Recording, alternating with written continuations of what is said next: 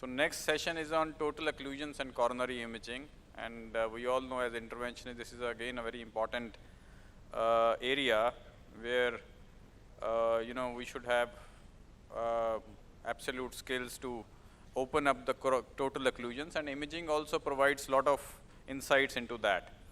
So please guys take seats. I'll urge everybody outside to come inside who have already had their lunch. And we start this session. I'll call upon the chairperson. Dr. Mathur is here.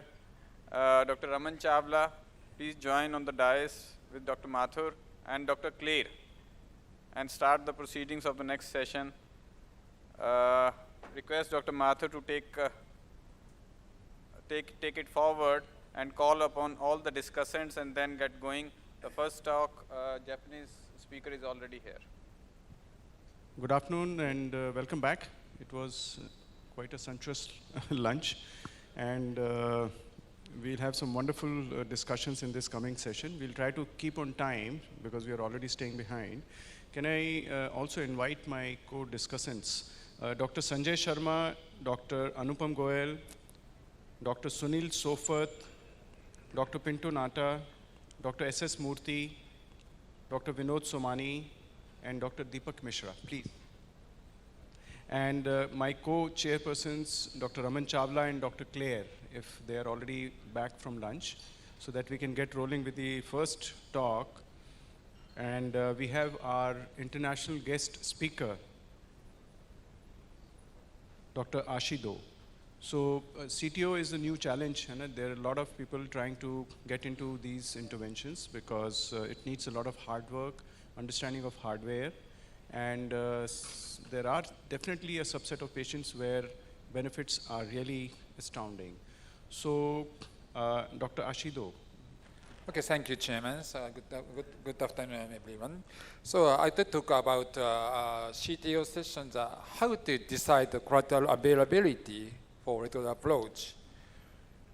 Okay. So first, I would like to talk about performing the collateral angiogram. This is a very important. So assessment of collateral, we should perform without panning. It's very important. And we should take enough time for evaluate CTO and collateral vessel. And we should take multiple reviews. And in some cases, rotational angiography and chip injection may be required. So this is the tips and tricks for CAG on assessment of collateral. It is very important to take clear diagram, angiography, which we can make a strategy before CT or PCI. We should repeat to check CAZ and evaluate it before CT or PCI. It means we should not perform CT or PCI in ad hoc PCI. We should repeat again and again to check angiogram. It's very important. And we should evaluate the proximal vessel entry of CT or CT body around the distal cap and collateral channel. And I try to talk about the next session that we should talk about a suitable review for collateral channel. So next theme is evaluating the collateral angiogram. So in this slide, we divided into this slide has its characteristics of collateral channel. Collateral channel is divided into two types, epicardial type and septal channel type. The important thing in septal channel is dilatatable channel. It means if channel is very, very small, but we can close the channel in some case. So epicardial channel is divided into more epicardial channel and atrial channel. So this is in summary for the collateral channel. Septal channel, the perforation is less likely to lead the tamponade. It means, however, epicardial channel perforation is more likely to lead to tamponade. So, if septal channel can lead to the CTO region, we should take a septal channel first. So, this is a principle with collateral channel. First, septal channel relatively safer than epicardial channel, so we should try it first. And the third channel is better. Tortuosity is more of an issue. But however, in some cases, invisible channels are useful. Later I explain. So optimal projections for septal channel. This is a suitable view for septal channel. It's a very important thing. First, area corner view. Area corner view, as you know, entry point of septal channel and the body of septal channel is very clear. So next important view is area corner view. Area corner view is the septal body and exit of septal channel is very clear. So ideal optimal projection for septal channel is area corner view and area corner view. And some case, area corner view is very useful. Area view is very useful to separate several septal branches type. Is area corner view is useful. This is the chips for septal channel. So Dr. Werner classified the collateral channel for the Dr. Werner scoring the collateral channel. First, connection size. CC0 has no continuously visual connection. CC2 is side branch-like connection. Of course, ideal channel is CC2. Second is exit from donor vessel. Acute angle and bifurcation with female is number one. Number three is obtuse angle and no bifurcation. Of course, number three is ideal channel. Number three is a collateral tortuosity. One is 3 or more bends. 3 is a no acute bends. Ideal channel is, of course, number 3. Number 4 is a collateral to recipient artery. Collateral inserts within CTO or acute angle. Number 3 is obtuse angle more than 5 meters from distal cap. Ideal channel is, of course, number 3. So this is important slide. Ideal septal channel for accessing the CTO is here. Separated angle and connection angle is both angle is more than 90 degrees. And in septal body has clear connection and side branch size, good side branch size, and there's no tortuosity, no bifurcation. It's an ideal channel. But, however, in some cases, the invisible channel is useful in septal channel. So PC doesn't work. Not clearly the CAG. But as you can see, septal channel is very, very small and very tiny channel. It means invisible channel. But XTR can cross. So field XTR is suitable for misty channel. And the straight channel is better. But first septal cannot reach to the PDA branch. Distal channel is reached to the PDA branch. As you can see, distal channel has very tiny and very bent curve. But so 03 guide wire was crossed automatically easily here. So 03 is suitable for tortuosity channel. So in summary for septal channel, location and vessel course is important compared to vessel size. Straight channel is better compared to large tortuosity channel. In some cases, misty channel is useful chance for field XTR.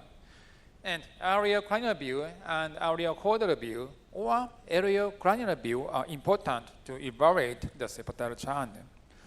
My recommended guide wire is first shown and subsequently 003. Maybe in near future 003 is available in India, especially in tortuosity side. And in misty side is XTR guide wire is better. So next is epicardial channel. Large size is important. Tortuosity is less of an issue except many corkscrew sites. So epicardial channel is divided into 3 types: via apex type, via lateral wall type, via lateral type. Via apex type, via lateral wall type, via septal channel type. So optimal projection for epicardial channel is a case by case. There are a lot of suitable view, but fundamental suitable view is RAO granular view and LAO granular view are mandatory. It's very important for check epicardal channel. So size is very important. If there is a much corkscrew type, but size is vessel size is large, it means wire is crossing or the microcontroller is crossing.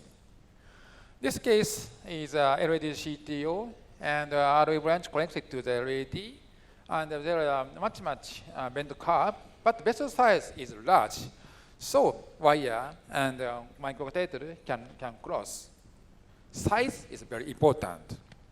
So in summary for epicardal channel, vessel size is very important compared to the coarse and the torgeosity. Generally, torgeosity is stronger than septal corkscrew in some cases. So actually, wire and microcatheter alternate inching without too quick to torquing is very important. Wires push, next microcatheter push. To stretch a vessel, alternatively stretch is very important. My recommended guide wire first is Xion or Xion black. In proximal side, Xion black is better. Subsequently, slow 03, especially torgeosity side.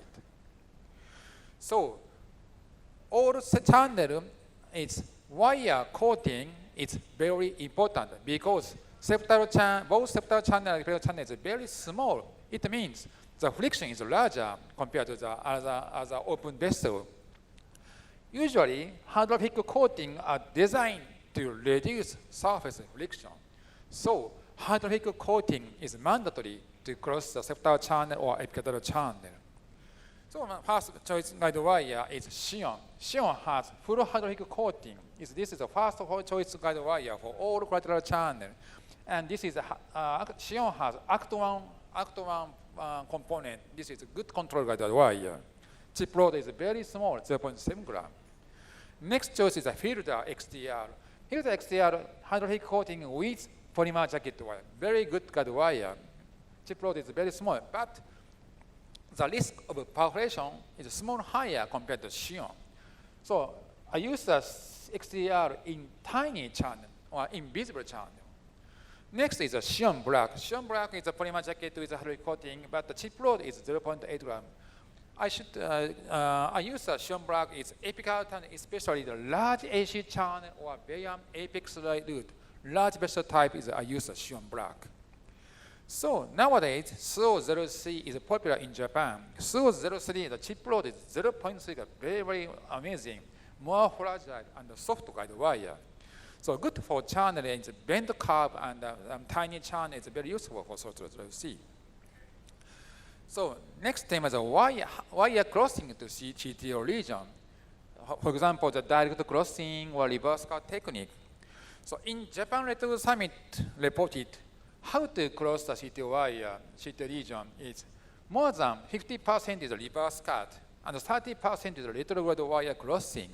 So more than, it means reverse cut technique is very important to cross the CTO region via retrograde approach. So as you note, this is the reverse cut technique. Until the wire, this is the same of reverse cut technique. Until the wire here, distal wire is retrograde wire. Until the wire go to the subinternal space, and the balloon on the until the wire, balloon dilation to the space. After make a space, to the wire to go to the same lumen, finally to the wire crossing true lumen, false lumen, and true lumen. This is the reverse cut technique. The same. Huh? But it's important thing. Chip for reverse cut technique. If both guide wire are located the same component, it means interplug or subinternal loop, to make a connection is easy. This is RCCTO. Retrograde wire is here, retrograde wire here. This is the collapsed true lumen. It means both guide wire located to same component. In that situation, to make a connection is easy. It's in this type. So, to balloon dilation, it's easy to connect it here. After balloon dilation, wire crossing here. But in this type, in some cases, it's difficult to connect the both guide wire position. In such a situation, conventional balloon cannot make connection between both guide wire. In such a situation, I like lacrosse NSC, but this is a scoring balloon. Scoring balloon, lacrosse NSC has 3 elements. 3 elements does work to make a connection both guide wire. And next is how to cross CTO region. The contemporary reverse curve technique. Contemporary curve technique is balloon direct on the anchored wire. During balloon dilation, the wire controlled toward balloon to compress the space and the balloon inflation. This marker. The toward balloon, the electrode wire controlled toward the balloon here. The balloon deflation immediately penetrate. Easy to make connection. This is a very useful technique. So in that situation, suitable guide wire for electrode approach is better control wire. Gaia second wire should be used because Gaia second wire is very good control guide wire. Gaia second is very useful. So finally, for example, I demonstrated some case. This is the RCA CTO, the Austin CTO. As you can see, there is a good collateral from the septal branch to the PDA, chip injection from septal channel. So Xion guide the chip injection at distal site to make a connection. So Xion guide wire can cross easily to the septal channel to reach the CTO end point. Guide wire chip shape is a small bend. It means here, less than 1 millimeter and 45 or next 90 degrees. Very important, very small curve. So Corsair reached to the CTO endpoint. I changed the guide wire from Xion to the Miracle guide wire, Miracle 3. Miracle 3 guide wire can recross the CTO region. The final stenting. Yeah, we can get success like this. Here. So next case is the AC channel case. This is the RCA CTO. This is the severe bend curve. Here. But Xion block is called caliber can reached.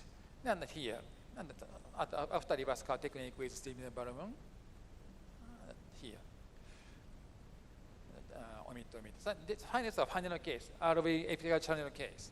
So this is a LAD CTO, and there is a good collateral from RV band to the LAD, but a very, very hard bend curve and corkscrew type here. So first, I tried to the antiload approach with the parallel wire technique, but failed. So I switched to the antiload approach from RV branch.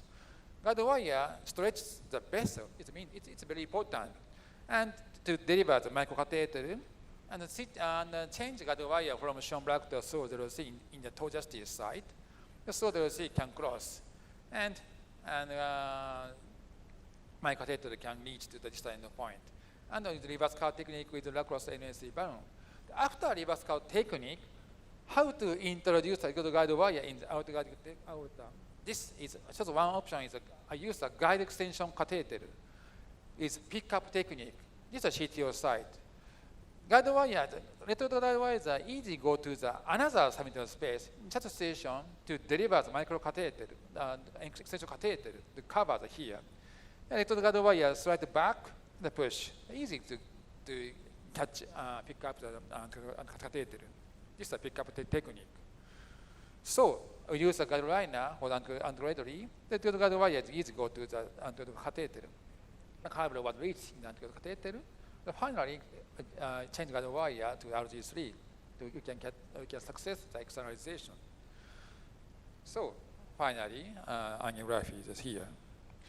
So, sorry. This is the conclusion. Channel analysis is very important in the suitable view. For example, the area cranial view and area caudal view for septal channel, area cranial view and area cranial view for epicardial channel. Size is important for epicardial channel. Vessel straight course is important for septal channel.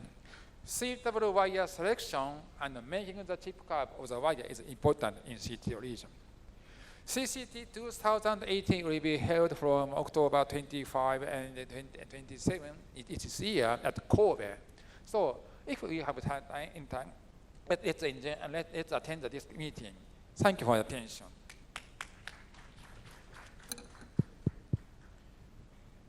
Dr. Ashido, so when do you switch over to a retrograde approach?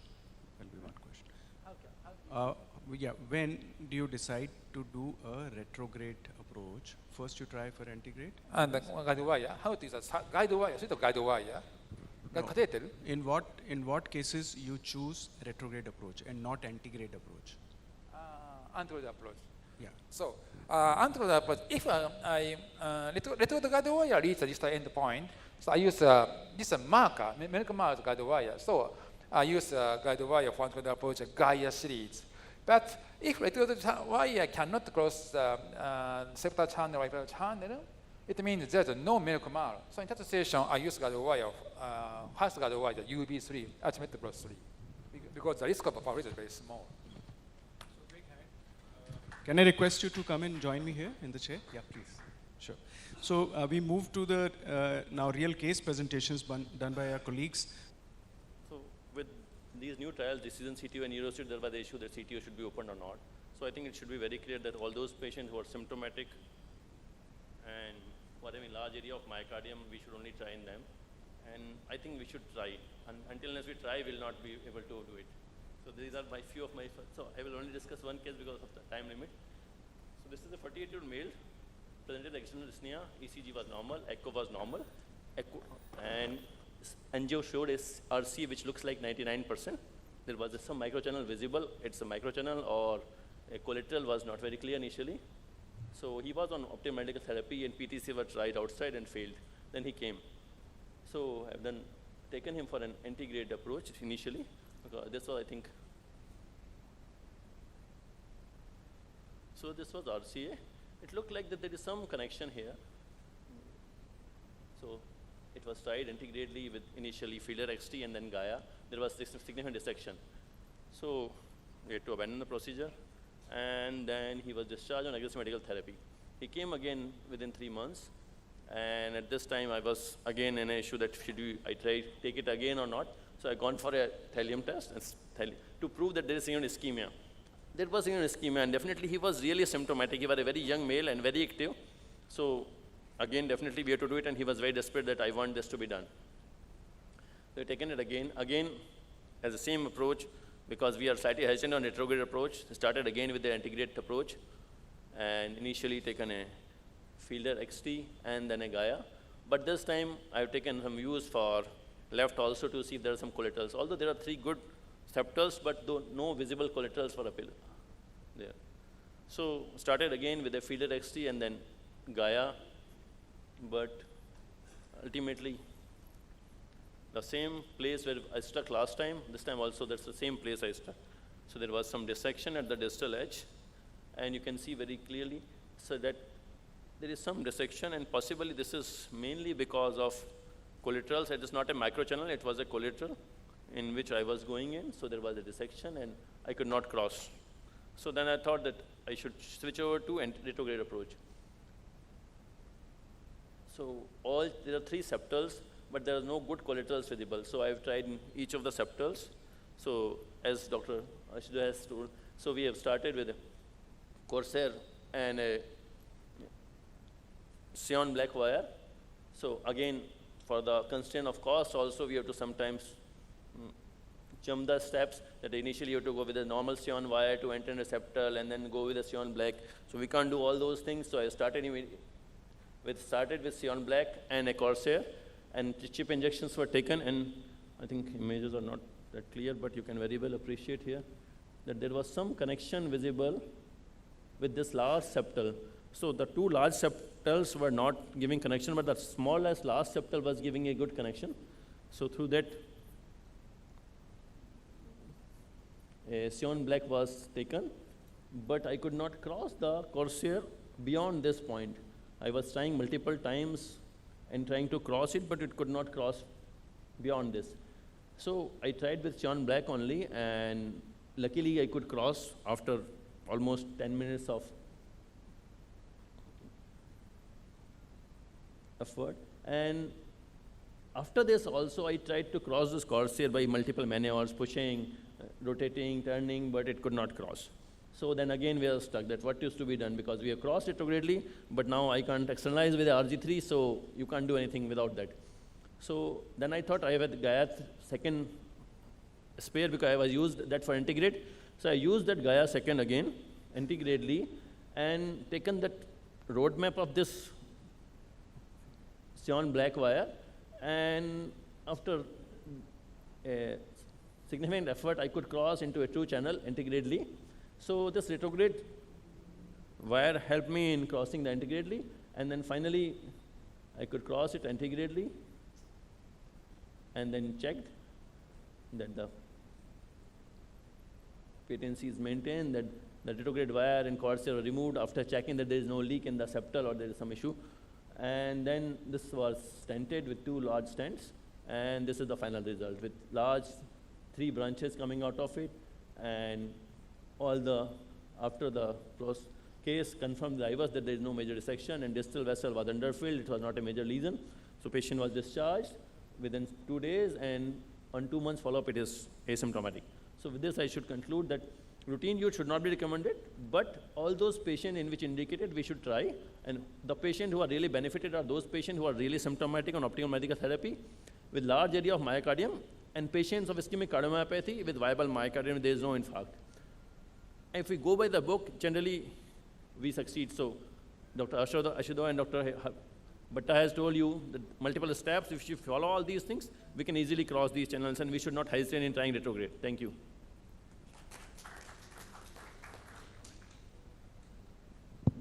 Thank you for nice presentation.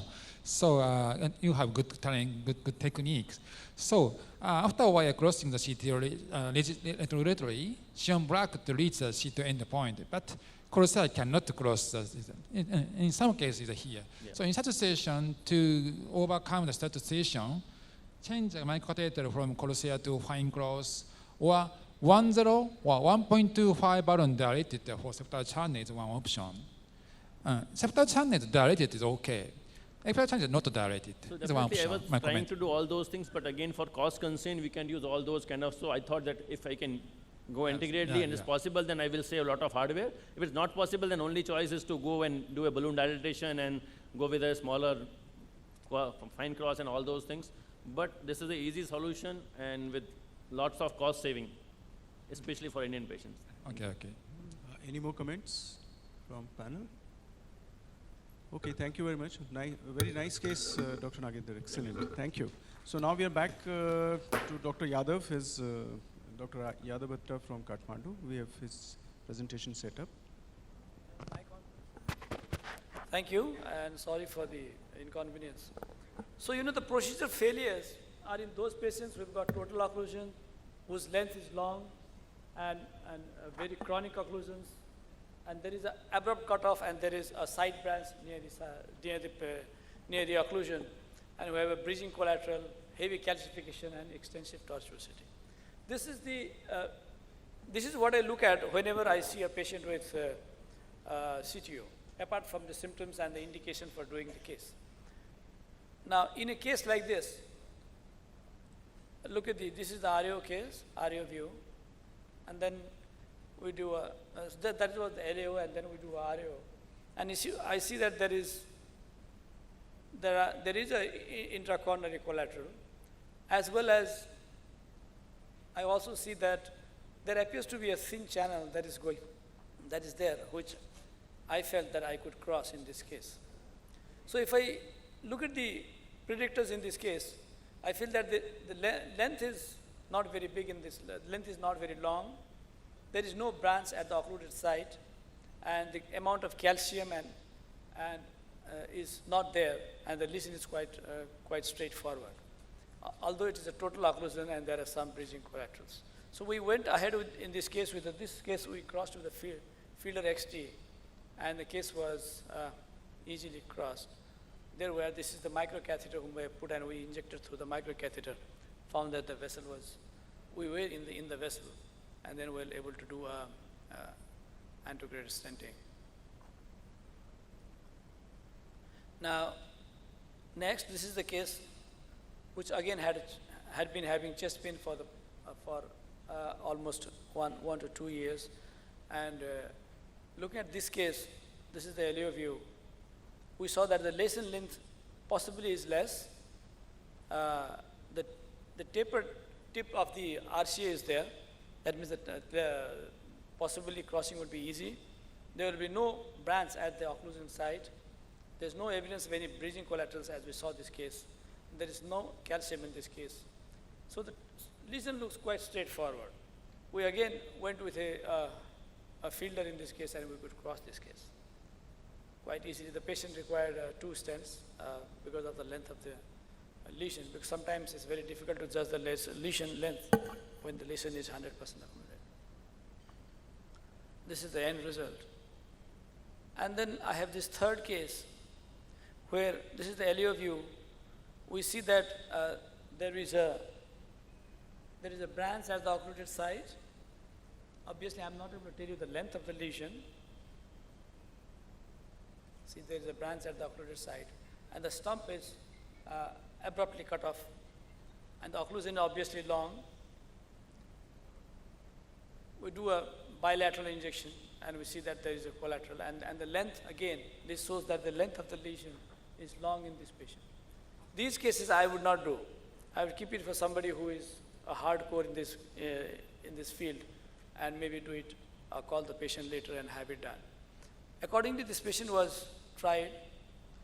The procedure failure in these patients will be there is a total occlusion of long duration, length is long, abrupt cutoff, side branch is present. There appears to be some bridging collateral, and there is tortuosity in this patient.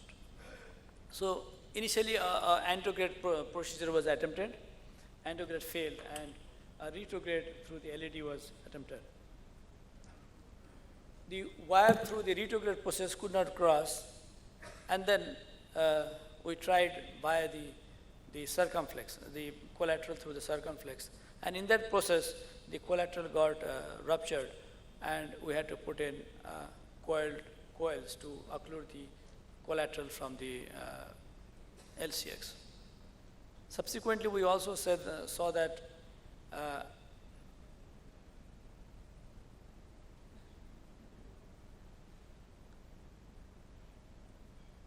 subsequently, it was also seen that the guiding in the right coronary artery had dissected the right coronary artery, and there was a false lumen with a lot of blood going into the false lumen in the RCA.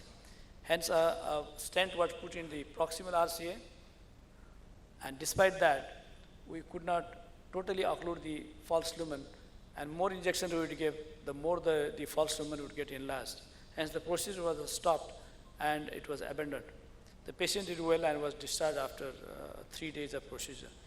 So what I want to show here is, I think we should all attempt cases which we feel are easy for us, which we can do confidently, and maybe keep complicated cases for people who are usually doing it. If this collateral had got ruptured by my hand, maybe I would not be able to put in a coiled wire. Even I didn't have it with me. It was possible because the specialist who had come had it with him, and the patient was salvaged. No harm was done to the patient. Thank you.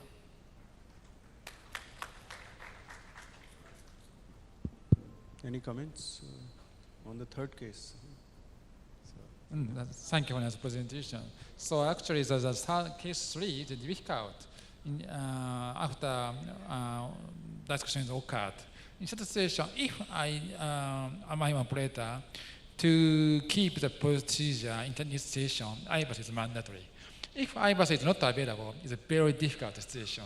So stop procedure is very important in such a situation, I think.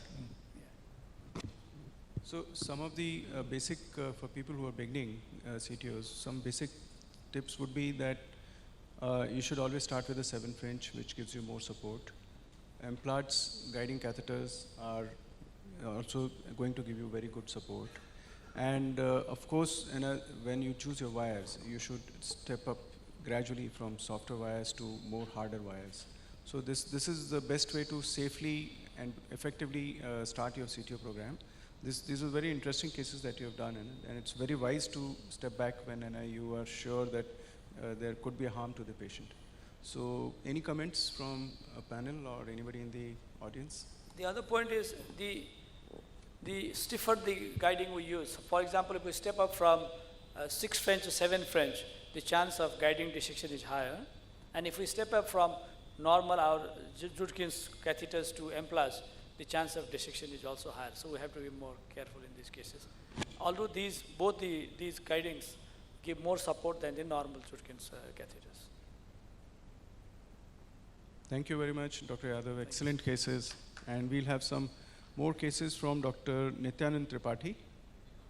And then Dr. Rajneesh Kapoor's team, Dr. Dhirendra. Achha, Dr. Rajneesh is going to show this case then. Okay. The course director, organizer himself.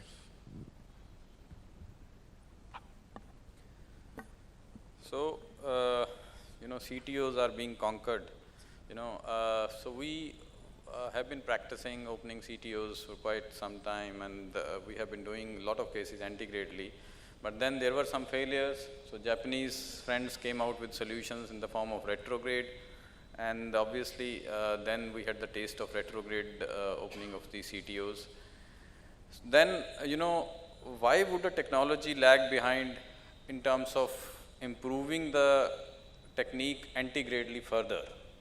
So we had lots of wires, we had lots of things prior also, but then there were failures. So failures, retrograde, but now the technology is taking a leap forward in terms of enhancement of hardware for further anti-grade techniques. So that is the case which I am showing. So this is called anti-grade dissection and re-entry, and the hardware is cross-boss and string ray balloon. So I had the opportunity to do one case some time back. So I'm showing you the same, and how this technique actually works in opening the real challenging cases anti-gradely, which look impossible otherwise with all sets of wires. So obviously, as the name suggests, as it is opening up, as the name suggests, is anti-grade dissection and re-entry. So we are creating a controlled dissection from where the total occlusion segment is there. It's a controlled intimal flap. We go ahead and then recross into the vessel post total occlusion, and then dilate and put a stent. So anti-grade dissection and re-entry, the name itself is pretty clear about it. So I'll just take you through this. There were two cases. One was retrograde that I'm not showing. Okay. So this was the case. A 65-year-old diabetic patient already had a stent to LCX few years back. Still, again, he presented with crescendo angina, and stress thallium was quite severely positive in RCA territory. And this is the RCA territory, and as Dr. Mathur clearly pointed out, the 7 French and Platzer catheter is the catheter of choice in such, once we are planning such lesions because of its support. It's a bad looking RCA, have been tried prior at some other center, failed, and see the retrograde injection, collaterals were coming, but still there is a long segment in between which is not getting filled up nicely. So we started with a Gaia 2 wire, crossed to some extent, but still not sure whether it's in true lumen or false lumen. Looks like it's all engaging into a false lumen. Corsair support comes up, and further trying to invade into progressing further towards the distal cap. Now it's very important, if we are not finding a true lumen and it looks like it's a false lumen, it's very important once we start thinking of these devices, crossbars especially, the first step comes the crossbars, that it has to be in the geometry of the coronary vessel. The wire has to be in the geometry, it should not be absolutely out. So it should be in the intimal flap. Once you are sure, checked out by retrograde also. So this is a knuckle thing, we are widening that intimal flap. It's called a knuckle, we create a knuckle with the wire in that intimal flap so that it gets widened. still supported by Corsair. Enhance the Corsair further into the intimal flap. And still, if you see from the retrograde injection, we are into the intimal flap very much in accordance with the geometry of the vessel. Now, this is how it works. The crossbows. So, this is a catheter, and once you are there, you rotate it pretty fast. And it can be advanced subintimally. And while it has gone into subintimal, which you judge from all the injections, antegrade and retrograde, you leave a wire and then take it back. This is the advancement of this crossbows. So, this is the step number 1 using this. And then over that wire, you enhance this stingray balloon. Now, stingray balloon is a very thin 1 millimeter balloon with 3 exit ports. This is again very important. So, it has a 3 exit ports. So, you have advanced this balloon into the subintimal flap and position it across the lesion point. The point to be taken care is that the distal marker should be ahead of the total occlusion part from where you feel the normal vessel starts, because that's the point of re-entry. So, once you have done this, okay.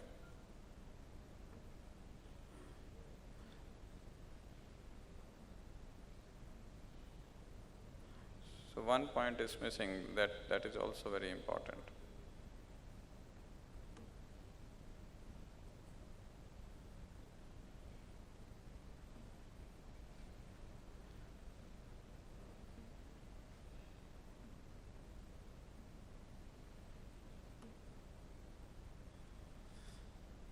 So, once you have placed this stingray, the next point is now the 3 exit ports, you have to advance a wire. Now, the last exit port is the terminal one from where the wire comes out, which will enter the subintimal flap again. There are two ports just prior to that marker, which are 180 degrees different, I mean in the opposite direction. So, while you advance that wire, I will show you in our case, if that video is not working. So, this is the 3 exit ports, 180 degree opposed to each other, the 2 ports, and while you place it, now the stingray balloon has been placed. You have to choose a view that it looks in a vertical direction, so that once the wire comes out of the exit port, you know whether it is towards the vessel or it's outside the vessel. So, again check that it's in the subintimal flap. This is how it should look like, and then see this, now we are trying to advance a wire, and if you see it's going towards the opposite direction. So, this is the another exit port. So, we have to change the course of wire, and it has to have a sharp curve, so that it enters into an exit port which is inside towards the vessel, looking towards the vessel. So, then once you are certain that it's looking towards the vessel, you try to enhance the wire and puncture that subintimal flap back into the coronary. But here if you see, it's going outside. So, it's still not mandatory that all the time you puncture the subintimal flap and come into the coronary again. And then once you come into the coronary, it's still into the flap is getting extended, and it was punctured actually here. So, once it was punctured and we were into the PD, then obviously the job is much easier. So, then you can stent it. Now, only limitation is that you are also stenting in between some area which is a false lumen, which is into that intimal flap.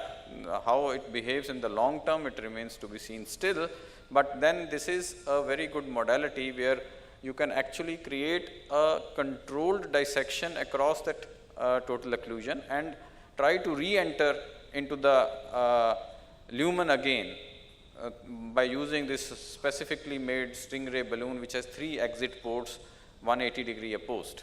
So, this was a case I thought I will show you here in this forum, and which may put a light upon that how to use these devices, crossbows and stingray. If there are any questions, I will be happy to take it. Thank you.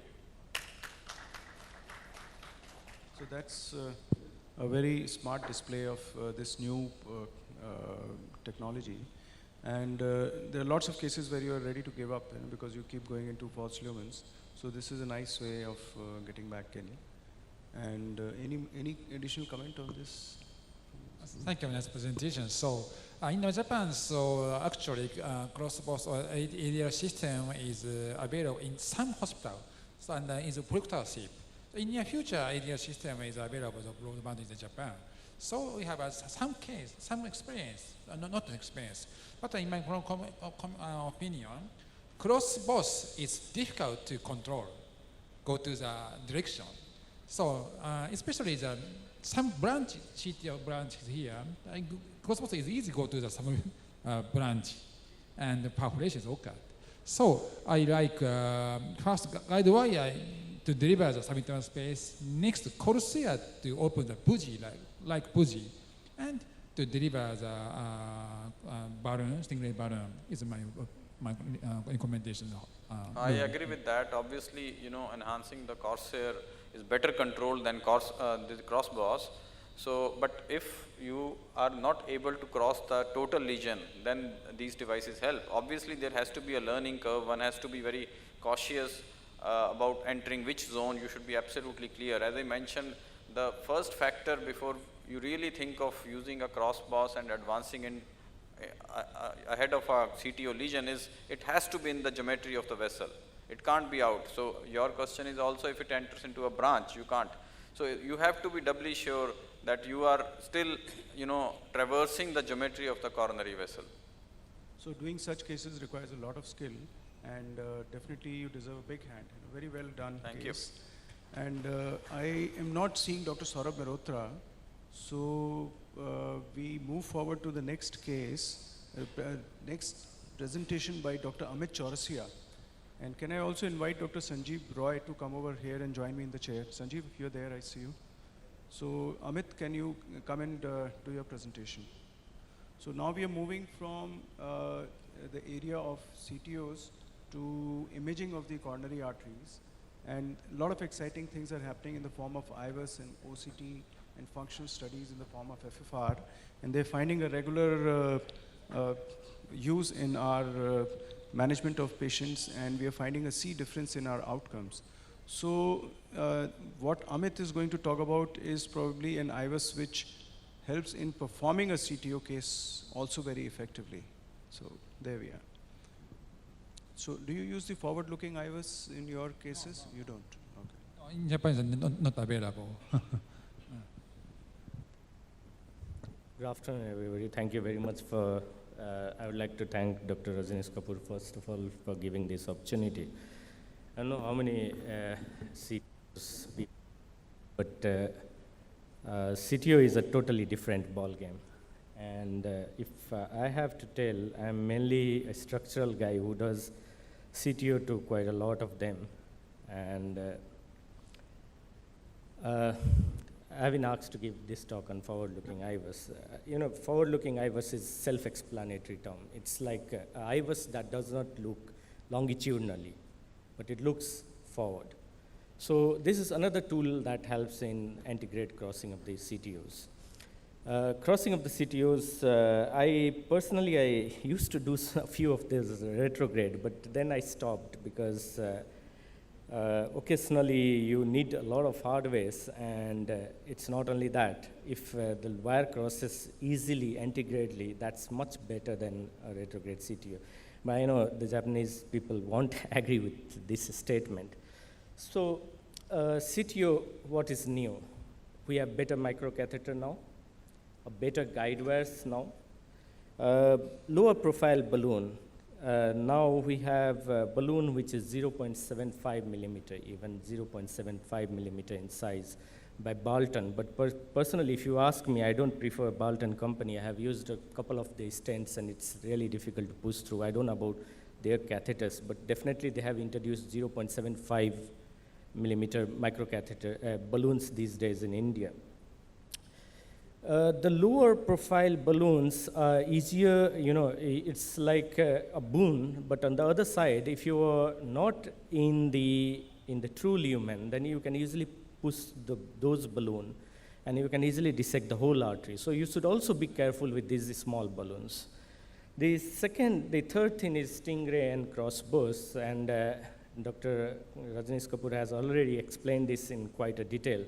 So my job is half done with this. And then we have IVUS guided procedures, particularly the present IVUS guided, and finally we have the forward-looking IVUS. So stingray, this is the catheter you can see over here. The catheter, it's basically like a balloon with the 3 ports. One is for the external one. The crossbows is just like a microcatheter, and it has a central lumen. Usually we use crossbows with a pilot 200 wire, because that's a hydrophilic wire and it easily crosses through the CTO. The most important point when you are using this kind of catheter is when you inflate the stingray catheter, then you should make sure that it is longitudinally inflated. And you should choose, if it is not longitudinally inflated, if it is not in the forward direction inflated, that is horizontally inflated, but if it is longitudinally, then never pass a wire, because you are not in the plane of the artery. So it should always be inflated in a horizontal direction. After it is inflated in the horizontal direction, you take a harder wire and just push and try to re-enter into the artery. This is how it is done. The catheter is pushed, and of course I do agree that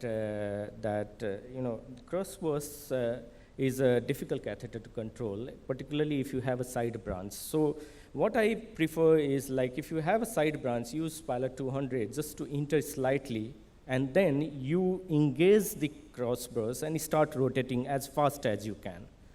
Now this creates a very controlled dissection till you go till you cross the CTO. And after you cross the CTO, you use a harder wire to re-enter it, like it is done up here. And after that, you can just use a smaller balloon and finish up the case. The IVUS guided procedure. IVUS catheters are of 2 types. One is the solid state catheter, and the another one is the motorized catheter, which is also called as mechanical catheters. Now this is a bulky catheter. It has almost 64 wires going through, and in a small lumen. It doesn't give so good resolution at all. So a motorized was invented, wherein the motor rotates the whole of the catheters, and you need only 4 wires, or at present 7 wires are used, and those creates the whole image of the artery. The image of the artery can be seen in the longitudinal plane, as I have told, and how we did the procedure is one simple diagram I'll show you. This is a CTO plane, and you can see a OM over here.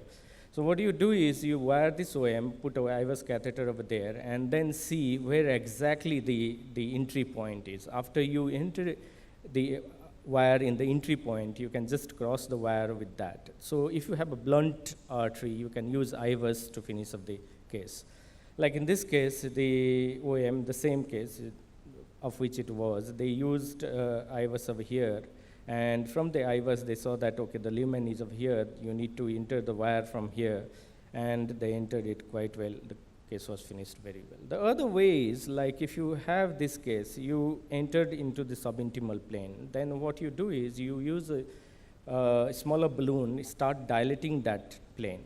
And after you dilate it, you go up to 1.5 balloon. And then you use the IVUS catheter inside, pull it back to see where exactly the true lumen is. You have dilated the false lumen until now. Now you need to see where exactly the true lumen is. And then you enter the wire through the true lumen. Like in this case, it was dilated, and if you see the IVUS, this is the RV branch, this is the false lumen, and this is the true lumen. So the true lumen is opposite to the RV branch. So you just direct your wire away from the RV branch, and then see in the another plane, and then re-enter and finish up the case. But all these things are longitudinally looking. If we had a catheter, IVUS catheter, which could look forward, then the life is much easier. So the concept of forward-looking IVUS came into play. Now, the forward-looking IVUS, the trial were going on since 90s, but finally in 2000, it was Novelis which came up with this catheter, in which was over-wire technique, and it was patented design, everything. But it was bulky, and they used almost like 16 wires went through this small part to produce image. Finally, they improved upon that, and they came out with this catheter, which actually they went through animal trials, which improved visualization, steering, as well as tissue ablation. Because what they did is, on top, they used RF ablation antenna, so that you can RF ablate the CTO, produce a small entry point so that your wire can pass through. So this is how the component looks like. This is the RF ablation antenna, guide wire lumen, the central lumen, and this is the ultrasonic monitor. Now this rotates and produces a conical kind of, forward conical kind of image so that you can just move forward. The system is pretty simple. It consists of just a small laptop, the ablator, and this, what is called as angle decoder. So the visualization is something like this. So if this is the new image point, then your RF ablator will be over here, and this is what you are looking forward, this image. In this image, it is this one which you are looking forward. So it is like in the longitudinal IVUS, you have the image longitudinally. In the forward, you have a conical view, and you get the complete view of the artery. And then you can take a decision where exactly you want to enter. So this is the same thing. You can see this is large side branch over here, and the forward-looking IVUS is looking towards this side. The RF is over here, and these are the blood vessels. This was the only early stages in the animal trial. As far as the catheter looks bulky, but it was easily steerable. As you can see in this model, the catheter has easily passed through all these kind of tortuosity. So there was a good promise. The ProSyn model showed quite a better way of looking at it. So what they thought is, okay, let's put an RF catheter, and they improved upon that over a period of time. The ProSyn model, they were able to see that this is the instant restenosis. The wire is over here. They used the forward-looking IVUS, and they were easily able to cross it. Now, if you see the animated view, it consists of a 45-degree angle. You go forward. You keep on ablating with the RF thing. You come out on the other side, pass the wire, and you start dilating, and you finish the case. It's as simple. This is another thing. It comes with two kind of views, two kind of catheter. One is with RF, and another one is without RF. And this is with RF. You saw without RF, you see the point of entry of the CTO, guide wire, you enter and you recanalize it. And you can see how forward it is looking. It's not looking at the lateral views. This is the RF. You just produce a RF thing, and then you got a point of entry. You enter the artery forward with a stronger wire. But let me just tell you, this was in 2008, and this Novelis company was sold to Volcano in 2008, and Volcano further developed this. They was supposed to further take forward this technology. But over a period of time, what happened is like Volcano was bought by Philips, and Volcano, which wanted to start the first in-human trial in 2011, probably never happened. And if you ask me the real status of this forward-looking IVUS, where do we stand? In 2018, they are trying to decrease the size of the catheter even further by using zirconium titanate transducer, ear-induced transducers, and all. So these are all the preliminary stage, but of course, to have a forward-looking IVUS will be great for all the CTO cases, in which we can exactly see the artery where we are going. We can guide the catheter tip, we can guide the guide wire. We can make a proximal cap and then re-enter by RF. We can decrease the rate of perforations. And of course, we can have a re-entry if we go away because you're looking the artery forward. And finally, the possibility of using it over the wire makes this technology even better. Thank you very much.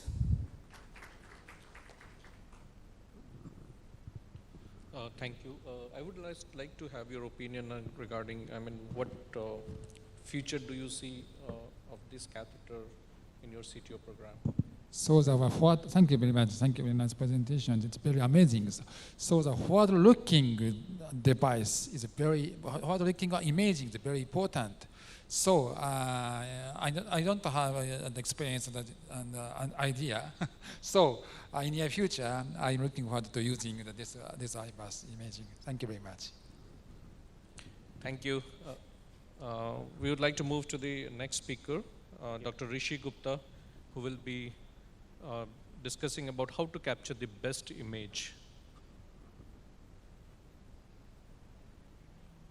Persons and my colleague. My topic is how to capture best images in OCT.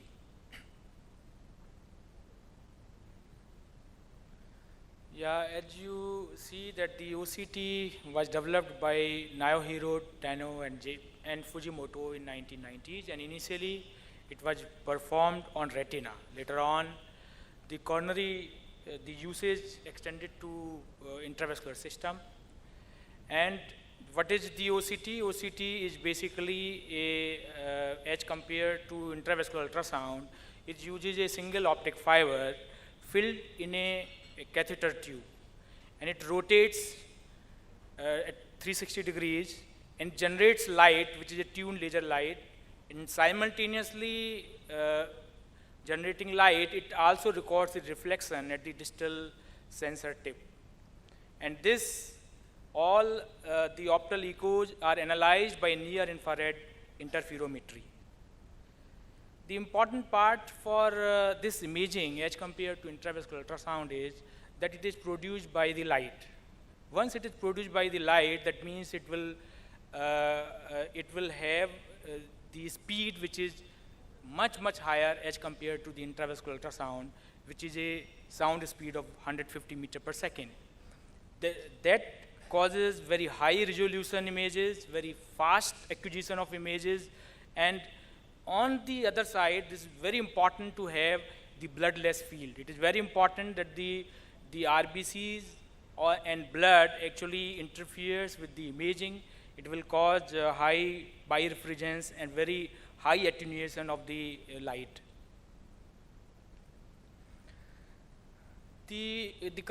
As far as the current OCT systems are concerned, originally the first generation OCT system were the time domain OCT. In that system, actually the frame rates were lower, the acquisition was slower. That required the balloon occlusion in the proximal part, and that actually to create the bloodless field in the distal segment. And of course, because of the higher frame rate and higher speed with the frequency domain, the technology has grown, and now most of the system now, they don't require the balloon occlusion to get the OCT images. The now new generation OCT systems that implement frequency domain, the imaging methods have developed to overcome all those limitations with much higher speed of acquisition and much higher resolution of images. If you see the comparison of intravascular ultrasound versus OCT, the current OCT system uses the wavelength of around 1300 nanometers. As I said, that it requires the bloodless field.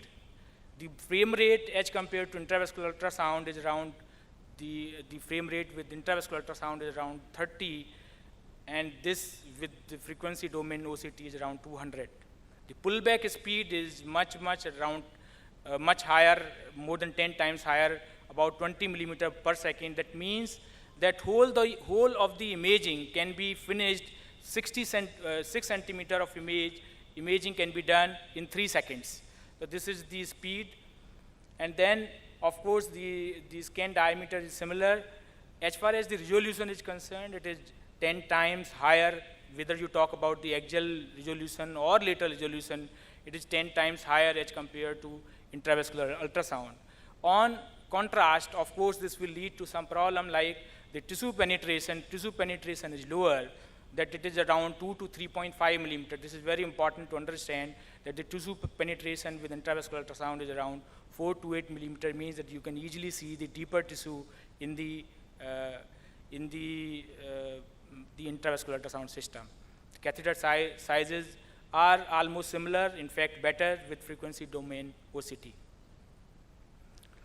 As far as the imaging pros and cons are concerned, the OCT is characterized with the high image resolution with 3D reconstruction, which is possible with OCT. Of course, intravascular ultrasound 3D reconstructions have been tried, but of course they had been failure.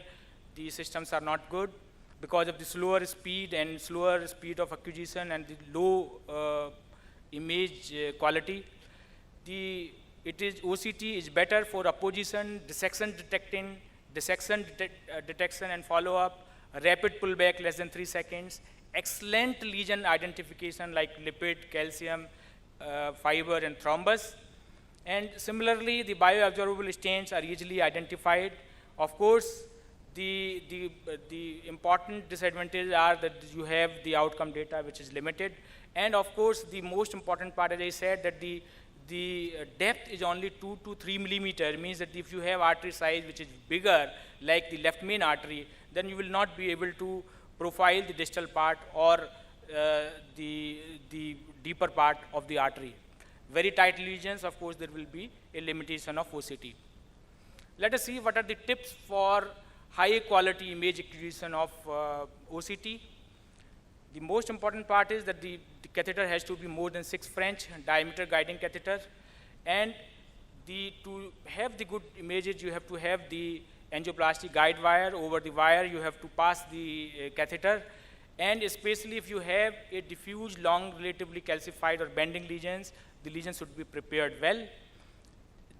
To have the good images, the artery ideally should be between 2 and 3.75 millimeter. If you have larger artery, then images will not be good because of the poor distal penetration. And the most important part for the good imaging is that you should have a firm guide engagement with good coaxial alignment so that the blood attenuation does not happen. And when you are imaging, actually most of the system are automated. The moment you inject, they start having pullback. You have to inject non-diluted iodine contrast injection at a rate of 3 to 5 ml per second over 4 to 5 seconds. These are the images which you can see from the pictures. The A picture will show you that the very good image of fibrous plaque, which has a high bifringence and low attenuation value, then it will be seen as the bright spot. In the B picture, you will see the calcium. So this is very important as compared to intravascular ultrasound. You see the calcium which is seen as the low attenuation area with very clear margins because the penetration of the light is quite good. On contrary, in the C part, you will see the lipid plaque. Lipid plaque has very high attenuation for light, means that the light will not be able to penetrate it fully. So here you will see the fuzzy borders, and the borders are ill-defined. So this is the characteristic, and in the D picture you will see the thrombus. And this is how you see that the OCT images as compared to the pathology. You can see the fibrous plaque in the A part. In the B part, you can see easily identifiable the calcium spots, very easily low attenuated areas, and clearly the margins are very well defined. In the C picture, you can see easily that the plaque is ill-defined because of the high attenuation of the light, and then these are characterized by the fuzzy borders. This is the another area of OCT which is very important to identify is the thin fibrous plaque. You can see in this picture, the A picture, you will see that very thin area of the fibrous plaque as compared to the C area where you will see that there is a thick fibrous plaque. So you can easily identify, and you can especially you can measure that what is the thickness, like less than 20 micrometer thickness of fibrous plaque. Again, the area of thin fibrous cap can easily be identified on OCT. These are the pictures which are easily seen in this diagram. The A picture is the normal looking artery where you have the intima the media in the middle part and the external lamina in the outer part. And then in the middle B picture, you can see that the thrombus. Thrombus is characterized by the high bifringence value and very high light attenuation. So you will see the background, like you will have the acoustic shadowing. As you see in the intravascular ultrasound, you will have the loss of light in the behind the thrombus.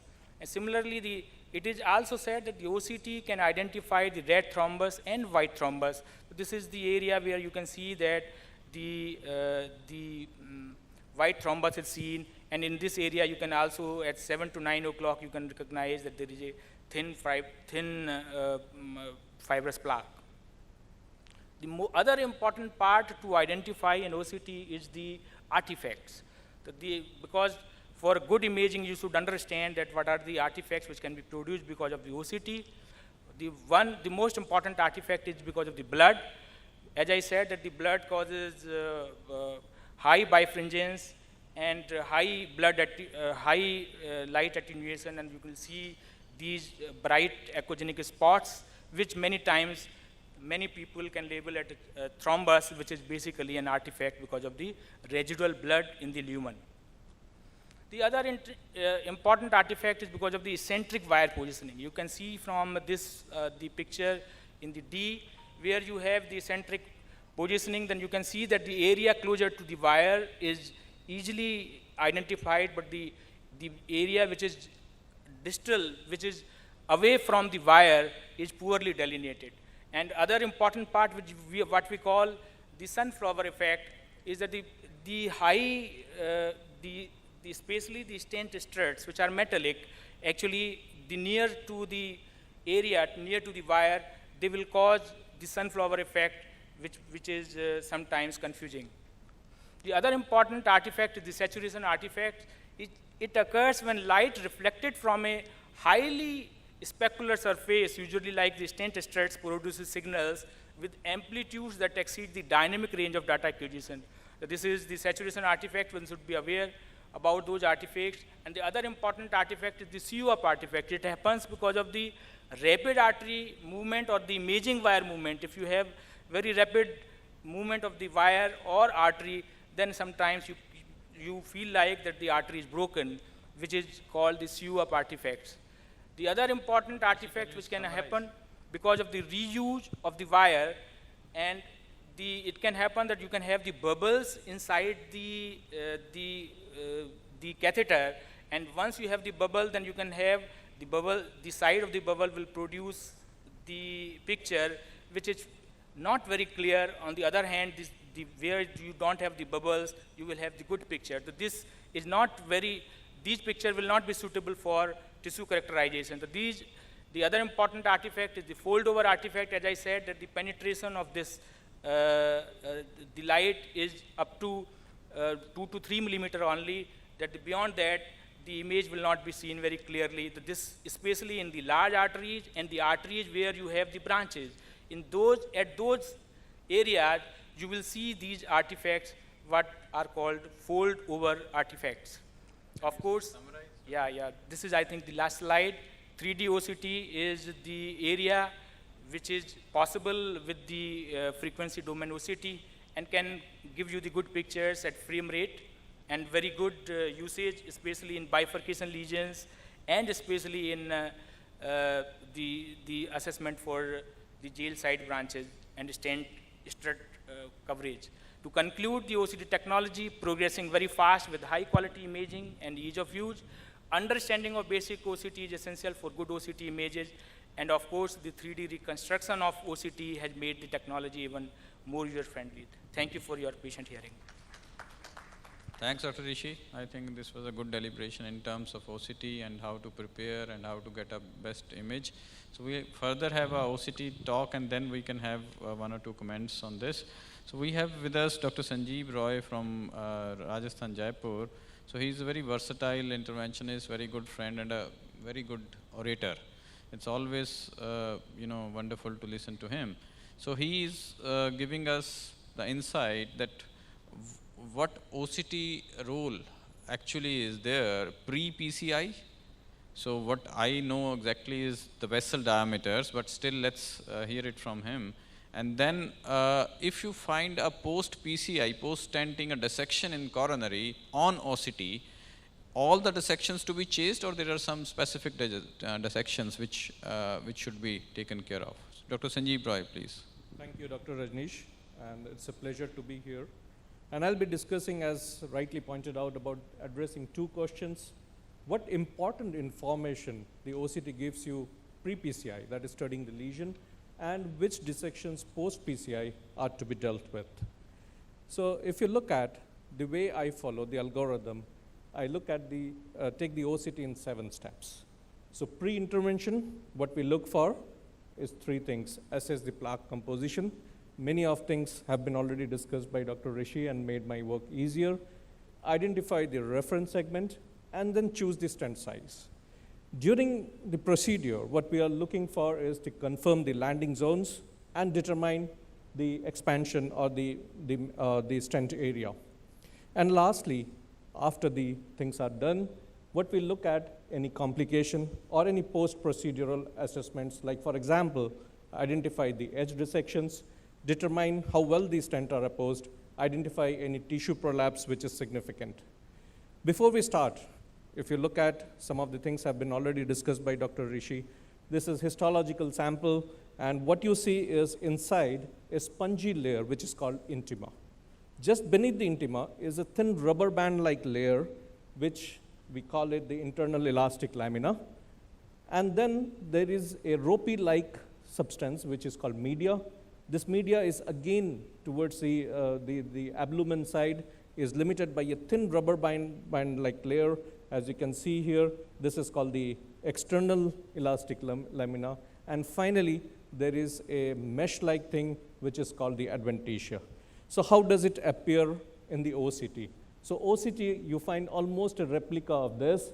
What you find inside a bright structure, which is the intima, and a very light structure that is called media, and again a brighter structure which is called adventitia. Demarcating the media and the intima is a thin layer which is known as the internal elastic lamina, as you can see here highlighted. And then between the media and the adventitia is the external elastic lamina. So with this, how do we appreciate and visualize the things? So the first thing is, are we able to differentiate the external elastic lamina and adventitia? Are we able to visualize that? If yes, then it has to be a normal vessel, or else if it is a diseased vessel, it is a fibrous plaque. As you can see here, we can still differentiate this entire, the internal and external lamina, the media, and the adventitia. So this is fibrous plaque. So if, let's say, it is not visualized, if you are not able to differentiate, and there is a signal chain, this could be the change in the lumen or in the vessel wall. If it is in the vessel wall and it has a high attenuation, then it has to be a lipid plaque. If it has a low attenuation, it has to be calcium. As you can see here, it is high attenuation here and a lower attenuation where you can look at here the calcium plaque on the side. So these are the OCT images of what recently been discussed by Dr. Rishi, that is the fibropathic plaque and the calcium here. You can look at the calcium at this point of time. You can look at the fainting, the boundaries here, you can appreciate. So OCT is nothing but a gameplay of what we call it a balance between the backscattering and attenuation. And because of this, you can characterize the tissue either into the 3 types, that is fibrous, lipid, or calcium. And as it goes, there are 3 types of basic plaque. We call it a fibrous plaque, where it has a high backscattering and no attenuation. Somewhere in between is the calcified, where you have a clear border, and a lipid, where you have a strong attenuation and a diffuse weight. You cannot make out, you cannot appreciate anything beyond this backscattering. So this is how the calcific plaque looks like. You can look at one point, this is called the calcific nodule. You have the calcium here, and again, calcified segments here. So this is one of the cases that we have been doing. Angiographically, it was looking very simple lesion, a discrete lesion. But when we did an OCT, what you can see here is a calcium nodule, and the balloon was keeping on, it kept on bursting one after another. So this calcific nodule is sometimes very difficult to yield, and you might need a lot of hardwares to deal with. So what is the influence of calcium on the stent expansion? We go by the scoring. That is, we have an OCT-based calcium volume index score, where you look at the angle of the calcium distribution, you look at the depth, and you look at the length. So these are the three features: the length, the depth, and the angle. If the angle is less than 90, if the calcium is less than 0.5, and if the length is less than 5, this is a score of 0, it usually is manageable. But if the angle is, let's say, more than 180, if the depth is more than 0.5, and if the length is 5, definitely, as you can see here on the right side, the graphical representation where score is 4, and here you cannot achieve the stent expansion unless you do a plaque modification, either by a rota or a cutting balloon or angiosculpt, whatever is needed. So calcium, of course, influences the stent expansion, and these are some of the examples where you can see here the middle one is the almost more than 180 degree. The left one is more than 1.3 millimeter of calcium, and here the deeper calcium you can see on the right side. So these are where you decide your strategy, that it is not going to be the simple balloon angioplasty. They need some plaque modification devices. So what about signal changes in the lumen? It could be either thrombus or a plaque rupture, erosion, dissection flaps, or sometimes macrophage infiltrations, which can be visualized by OCT. So this is one example of plaque rupture. You can see here the ulcer crater here and the dissections.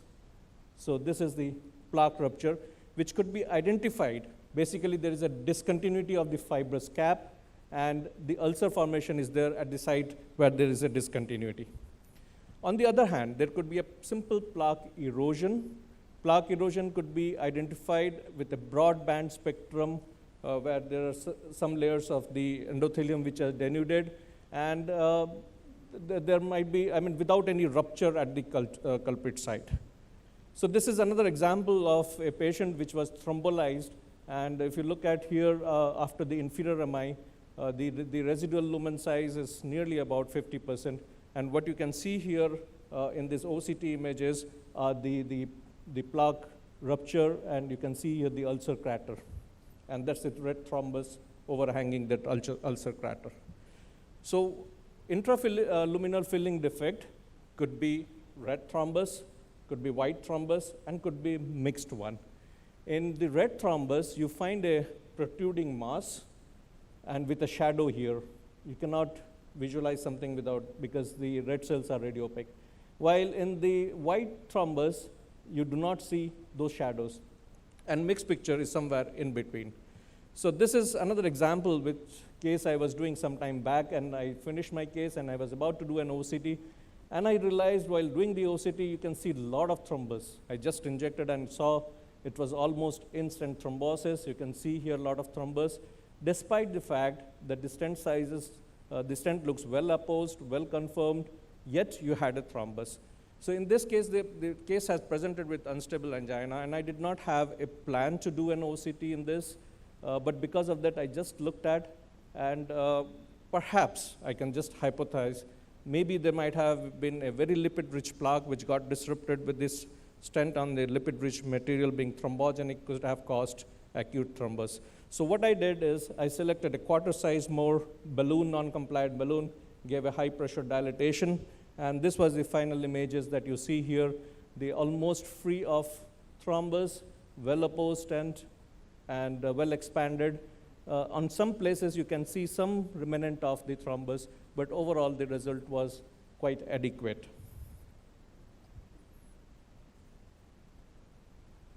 So those are a couple of, and the stent was actually deeply embedded in the tissue because of the high pressure dilatations. So the next point comes, that is to identify the reference segments and the landing zone. So how you need a proximal reference segment, proximal landing zone, and the site of tightest lesion. And also simultaneously, what we look at this time is the stent sizing. And I'll go by this algorithm where you have a pre-PCI OCT, where you measure the EL at both the proximal and distal reference segment if possible. So first thing is, are we able to identify the EEL at the distal segment to allow the vessel diameter measurement? If yes, what you do is you select a stent, round it down to the nearest stent size. And if you are not, you measure the lumen and then upsize slightly your stent. So that is how you look at. And this nowadays, the reference segment length is almost decided by the OCT automation. So this is how you look at here. So if you look at here on the extreme left, you can identify the EEL, you can look at the stent size.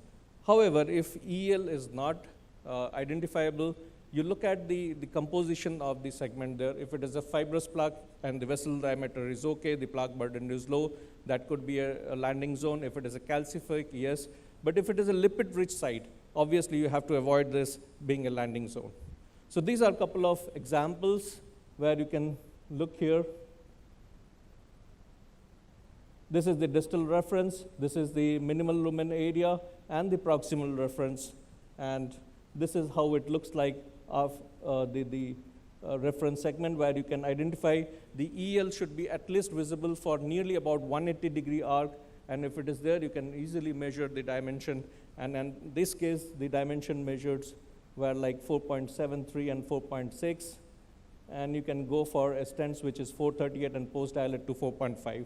And this is how the result look like after the result is done. The stent optimization algorithm, again, you look at the minimal stent area which is there, and it should be as per the distal half should be according to the distal reference, the proximal half according to the proximal reference, and the acceptable is anything above 90% of the reference area. And you choose a higher pressure balloon if you have not achieved, and you do the final OCT imaging once you have achieved that. So this is how the OCT guided looks like. If you have achieved a good reference diameter, good minimal stent area, you can leave it at like that. So this is one example. I'll just a case example because I have only 10 seconds left. This is one of the case I did yesterday. This had a primary angioplasty to the circumflex done sometime, circumflex OM done sometime back. Had a tight lesion in LAD, and he has come for a staged procedure after about 60 days from his last procedure. Now when I looked at, you can look at here, there is some LAD and circumflex ostial lesion, although there appeared to be a good landing zone in the proximal LAD angiographically.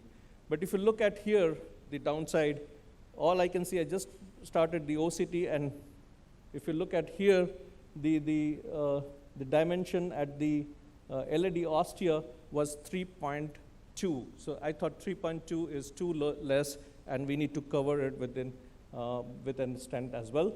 And to do that, since the angle is less, so what I did as a leftman to LAD stenting with the protection of both the side branches, the circumflex and the diagonal, and both the port and the side branch dilatation and kissing balloon dilatation to LAD-D1 done. And this is the final result which I got. You can look at here, the stent well expanded, matches the distal reference area. And if I can run it fast. So this is, the diagonal is patent, that will come at 30.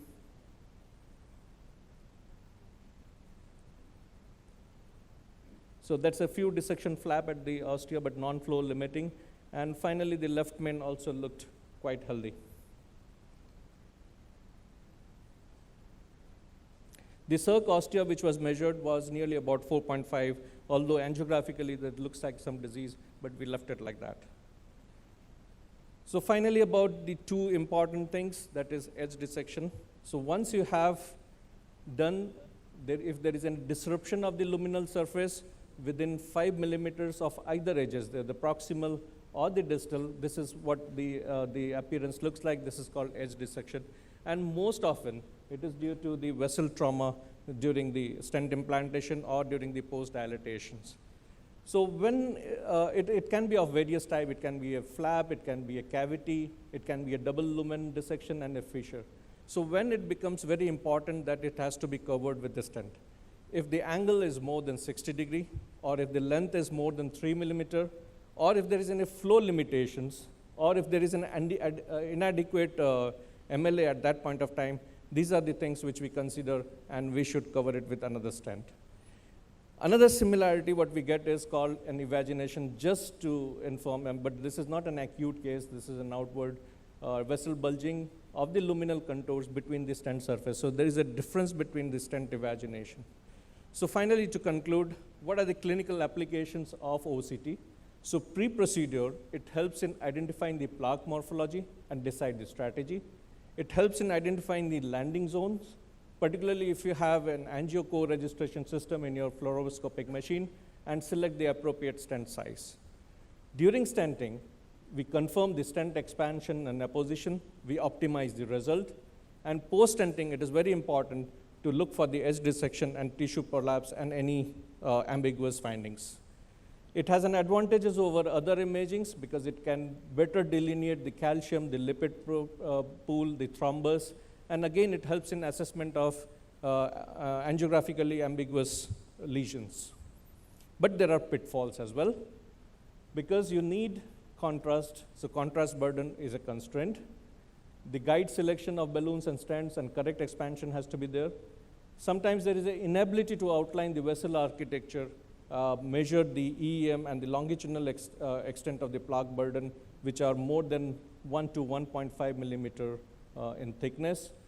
Plaque located at the ostial of left main or the RCA, again, are difficult, and sometimes occlusive and subocclusive lesions, you need a gentle predilatation, like I did in this last case where I had to dilate the lesion to push the OCT catheter. Thank you. That was really good, wonderful deliberation by Dr. Roy.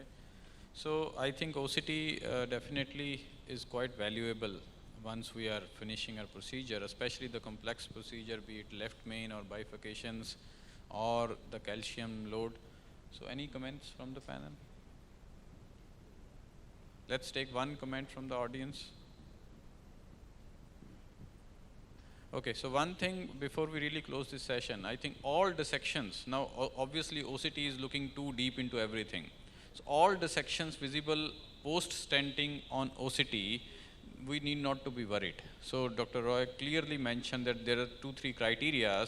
One is the length criteria, if it is engulfing more than 5 millimeter beyond the stented segment, or the disrupted segment is engulfing more than 60 degrees. Is that right? Yeah. So 20 degrees, 1 or 2 millimeters, no TIMI flow, reduction. I think we can leave it as such if it is not also awkward on angiographic fluoroscopy, angiographic view. So I think that's the message with this. And thank you very much all. I'll ask Dr. Roy to chair the next session also. So we move on to the next session, which is again extremely valuable in the present era, because we now are seeing a lot of cases of valve interventions in India also. Thanks, Dr. Ashida. Thank you. It's a privilege to have you. Thanks, the panelists. So the valvular intervention, as I was mentioning, India is a hot seat, and cases are really now, data is pouring in, and we are getting consolidated data about the valve intervention, especially the TAVR. So the whole session is devoted to the valvular interventions, including the percutaneous aortic valve, and also there is a special talk of percutaneous tricuspid valve, video talk from Germany, and then none other than Dr. Radha Krishna will speak upon the pulmonary valve replacement. So can I call upon the chairperson? Dr. Roy is here. He will manage the whole session. So Dr. Roy, can you just go ahead? I would like to invite Dr. Amit Chaurasia, Dr. Manish Bansal, and Dr. H.P. Singh to please chair the session. And with me, the discussant will be Dr. Sanjay Kumar, Dr. Naveen Bhamri, Dr. Himanshu Dabral, Dr. Mansoor, Dr. Sharad Paliwal, and Dr. Sushil Ajad. I would request them to kindly come over to that other side.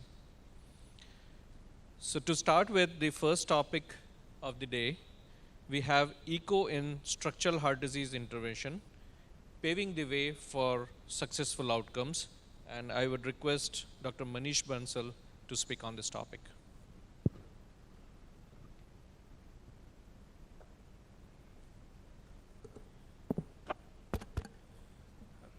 Good afternoon, everyone.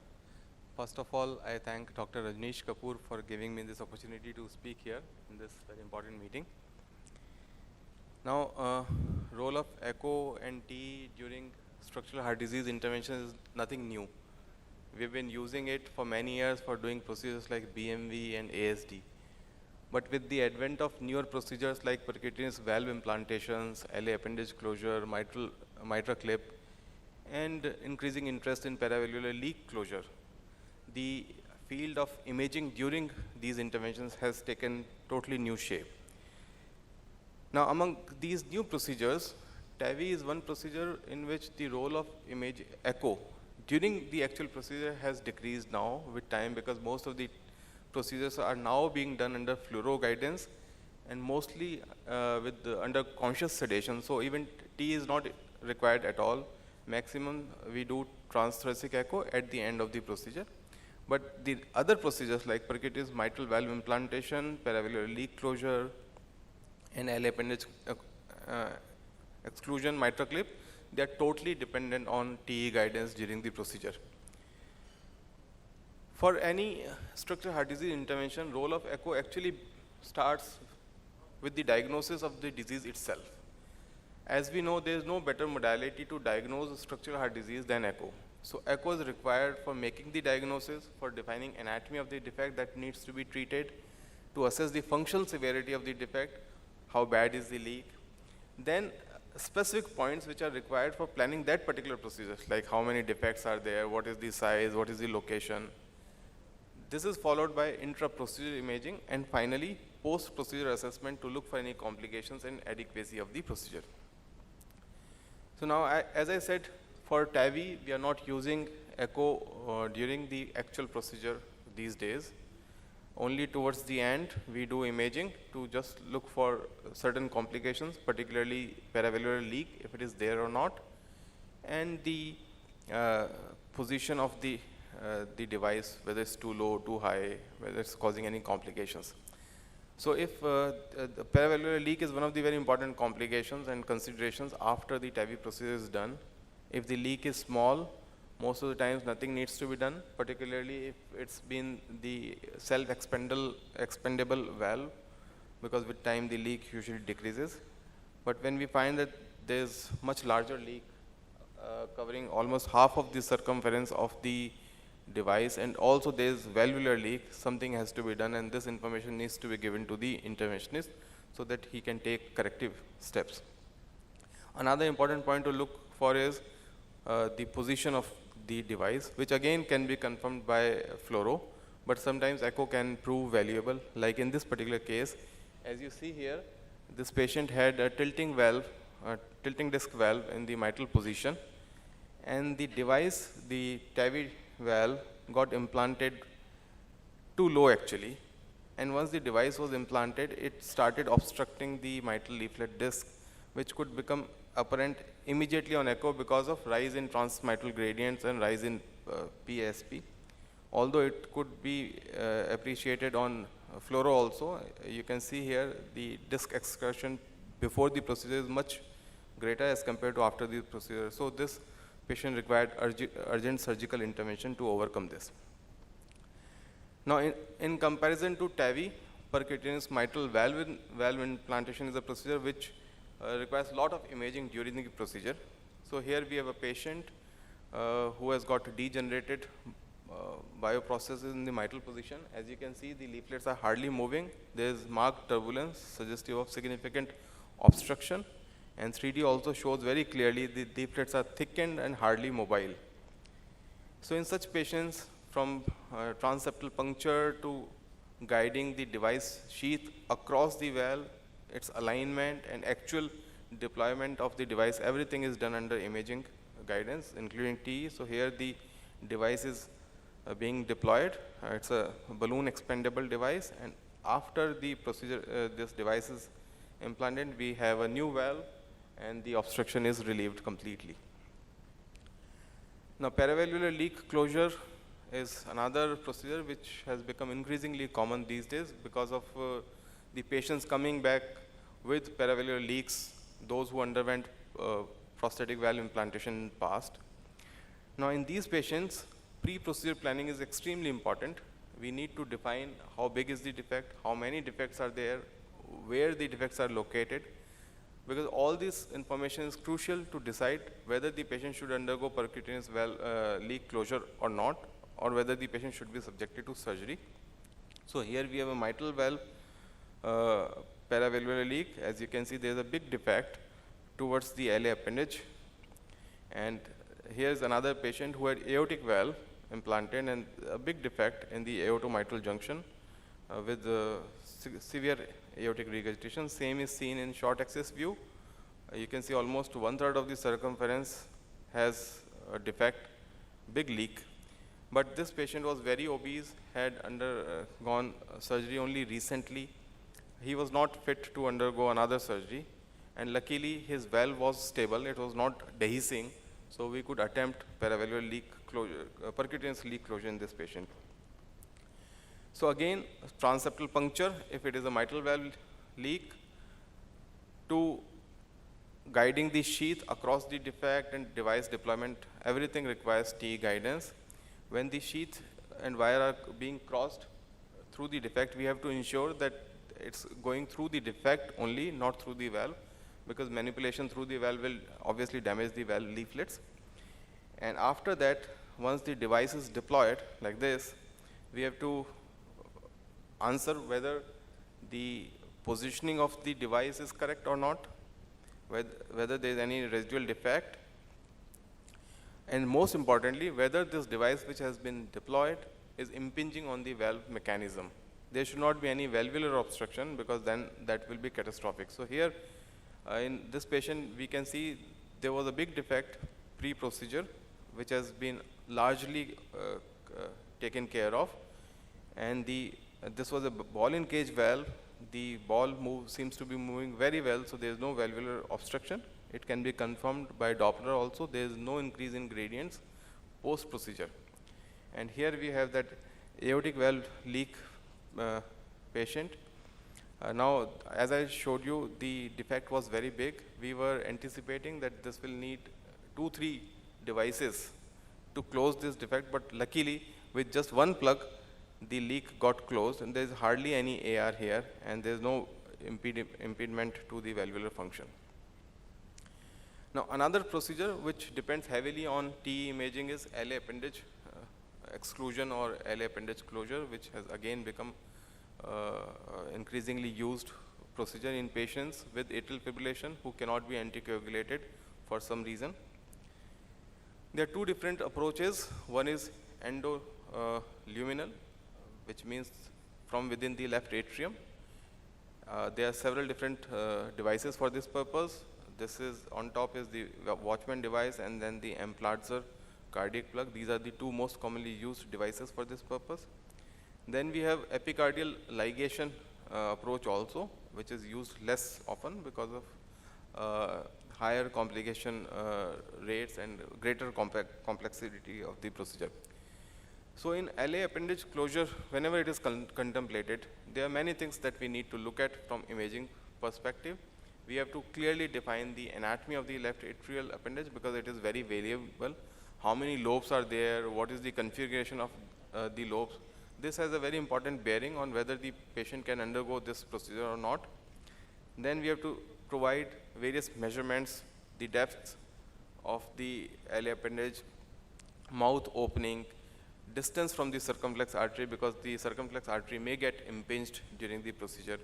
And of course, we have to exclude the presence of left atrial or left atrial appendage clot. Now, in this procedure, accurate septal puncture is extremely crucial. Since left atrial appendage is an anteriorly situated structure, the septum has to puncture through the posterior inferior part. And if it is not done properly, then it will create a lot of challenges during the actual procedure. So just to give you an example, here this patient was undergoing LA appendage closure. Somehow the puncture happened a little bit more towards the middle part of the septum rather than posterior inferior. And then there was just no way we could align the Watchman device into the left atrial appendage properly. So another puncture was done, more posterior inferiorly, and after that, within next 15 minutes, the procedure was over. So like here, the this Watchman device has been deployed in the same patient, and as you can see here, there are two punctures had to be done. This is the correct posterior inferior, and this was the initial puncture. So after this second puncture was done, the procedure became possible. So once the puncture is done, then at each step, echo is needed. We have to guide the device sheath into the left atrial appendage. Then once the this device is deployed, we have to ensure that there is adequate compression of the device, which means that the device is stabilized. There should not be any residual leak. Orientation should be good. There should not be any pericardial effusion. So here, this is a very well seated Watchman device. There is a small leak, but it is not significant. Finally, we have relatively new procedure for India, at least, mitral clip. Very few cases have been done in India so far, and very soon we'll be starting this procedure at Medanta. So this is one procedure which is completely under TE guidance. Here what is done is that using this clip, the two leaflets are, two mitral leaflets are held together from the center so that the mitral valve orifice is converted into double orifice valve. This is done for two main indications. One is degenerative mitral regurgitation, secondary to prolapse or flail leaflets, or functional mitral regurgitation. So here, from initial device septal puncture to guiding the device through the valve and actual impingement or catching of the leaflets by these clips, and final post-procedure assessment, everything is under TE guidance. So to conclude, structural heart disease interventions are becoming increasingly common. The scope is widening because of advancement in technology. Echocardiography, especially TE, is critical and indispensable in pre-procedure planning, intra-procedure guidance, and post-procedure assessment. Thank you. Thank you, Dr. Mansal, for this extensive talk. There are three procedures which actually requires only fluoro and TE guidance. One is mitra clip, the second one is LA appendage, third one is PVL closure. You actually don't need any amount of contrast in three. As for the TER, initially we were putting in TE for all patients. Now we don't do except two cases. And those are severely hypertrophic intraventricular septum, where we need to position the valve exactly beyond the septum. The second one is if there is a prosthetic mitral valve, just to avoid any obstruction.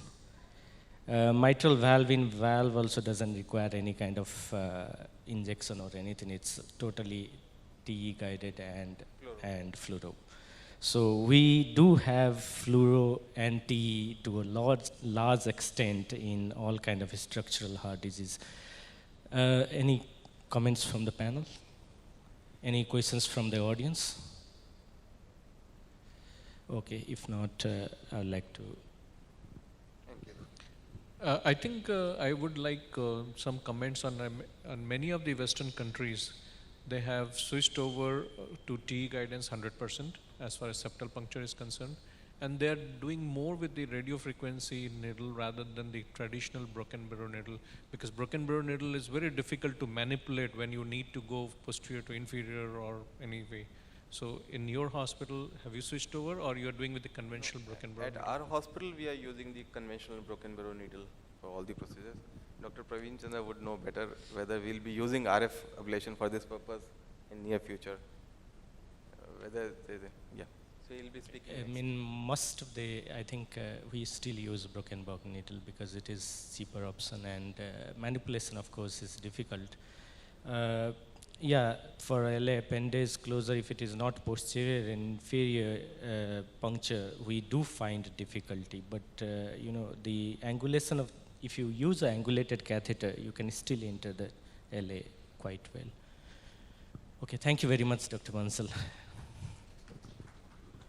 So for the next speaker, I would like to invite Dr. Praveen Chandra, who needs no introduction. He's the most versatile, multifaceted interventionist that we have in our country. And he is spearheading the TAVR program in the country, and he'll be discussing on TAVR in low-risk subgroups, the status reports. Thank you very much. And we are now moving to, this is kind of a structural heart session, which is a new specialty developing in interventional cardiology, and that's what you are now, kind of going to experience. So before I start my presentation, just a small answer to that about the needle thing. We use the same broken bow needle, but sometimes if it is going into the thick part of the septum, then one of the methods we have devised is use the coronary guide wire, or the back end of the coronary guide wire goes through the broken bow needles and can easily go inside the septum through the thick part, and then you can push the needle inside. So that we do a couple of times. So, but I must congratulate Manish for showing those pictures, and we really have a very good team, because structural heart disease treatment is a teamwork. I cannot do any case if he is not there. So we have to always coordinate. If he is going somewhere, we can't do a case. So that's how it works. It's not a single man's job, and we need a good echo team, we need a good surgical support, and of course, a good team in the interventional cardiology cath lab. So that's how it works. Now let me go to the treatment of aortic stenosis, which is again a very new thing which has come up now, and what it is for, it is basically for treatment of aortic stenosis, as you are seeing here. When the valve becomes diseased, when the valve becomes tough, hard, calcified, and the lumen which you are seeing here, the orifice becomes so narrow that it is not pushing enough blood. So what happens then? What happens is that in these patients, if you don't treat them, this is what happens to these patients. In a period of about 2 to 5 years, many of these patients will develop angina, syncope, and death. So these patients who have severe aortic stenosis, even if they are elderly, they need treatment. Because if you don't treat them, this is the fate which will they land into. So what is the treatment for aortic stenosis up till now? The standard treatment for aortic stenosis is surgery. But the problem is that surgery cannot be done in many patients who are above the age of 70 years, 65 years, have multiple comorbidities, bad lungs, etc. And then this is the data which we see here, that those patients who have severe aortic stenosis, almost 40% of these patients do not or cannot undergo surgery. Then what happens? They will actually die, because the data shows that the prognosis of severe aortic stenosis is bad and even worse than most of the cancers, as you are seeing here. Breast cancer, colorectal cancer, prostate cancer prognosis is better than severe aortic stenosis. So now we understand that severe aortic stenosis, even in elderly patients and having comorbid conditions, they need treatment. And the treatment option, the new treatment option which has become and has been now labeled as the most exciting innovation of the decade in medicine, is the treatment of valve diseases by transcatheter aortic valve implantation. So I'll take you through this, and what has happened worldwide is the trends are changing. The trends are that you see here is that the number of transcatheter valve implantations have surpassed the number of surgeries in Europe, especially in Germany. In United States also, the same thing has happened. So these trends show that this therapy is an effective therapy for patients who are high risk, patients who are intermediate risk. And how it has been established? It has been established by trials, by studies. Initially, the studies were done showing that TAVR, which is transcatheter valve replacement, is superior to medical therapy, because these patients were on medical treatment. It showed that it is superior to medical therapy. Then, when it was showed that it is good and better than medical therapy in high-risk patients, let's see if it is good, better than surgery, or as good as surgery. So it was found that TAVR is as good as surgery in high surgical risk patients. So why not do this therapy? And it was proven in these studies which were published systematically. And then, following that, when the success of TAVR was found in very high-risk patients, everybody thought that if it works in so sick patients, it should work in lesser sick patients like intermediate risk patients. And based on this, it has now been proven that it works very well. It gives good results in intermediate risk patients also. Then the issue is how much complication does it have? So comparing the complications of kidney injury, atrial fibrillation, and the major bleeding complication is more in surgical valve replacement compared to transcatheter valve replacement. So on these 3 counts, TAVR was better than surgery in patients of severe aortic stenosis. However, as you saw in the previous presentation, that there is some leak which we used to have more earlier. Now with the new valves, the leak has come down, the leakage from the side of the valves, and some increased risk of pacemaker implantation after TAVR treatment. So these are the only 2 things which have now been largely taken care of by the new iterations in the valve treatment. So then the next question people ask, and everybody wants to know, how long does this therapy work? Is it like the patient will live for 1 year only or 2 years only? Now it has shown that at 5 years follow-up and even more, the valves do very well. On echocardiographic examination, the valve areas remain consistent.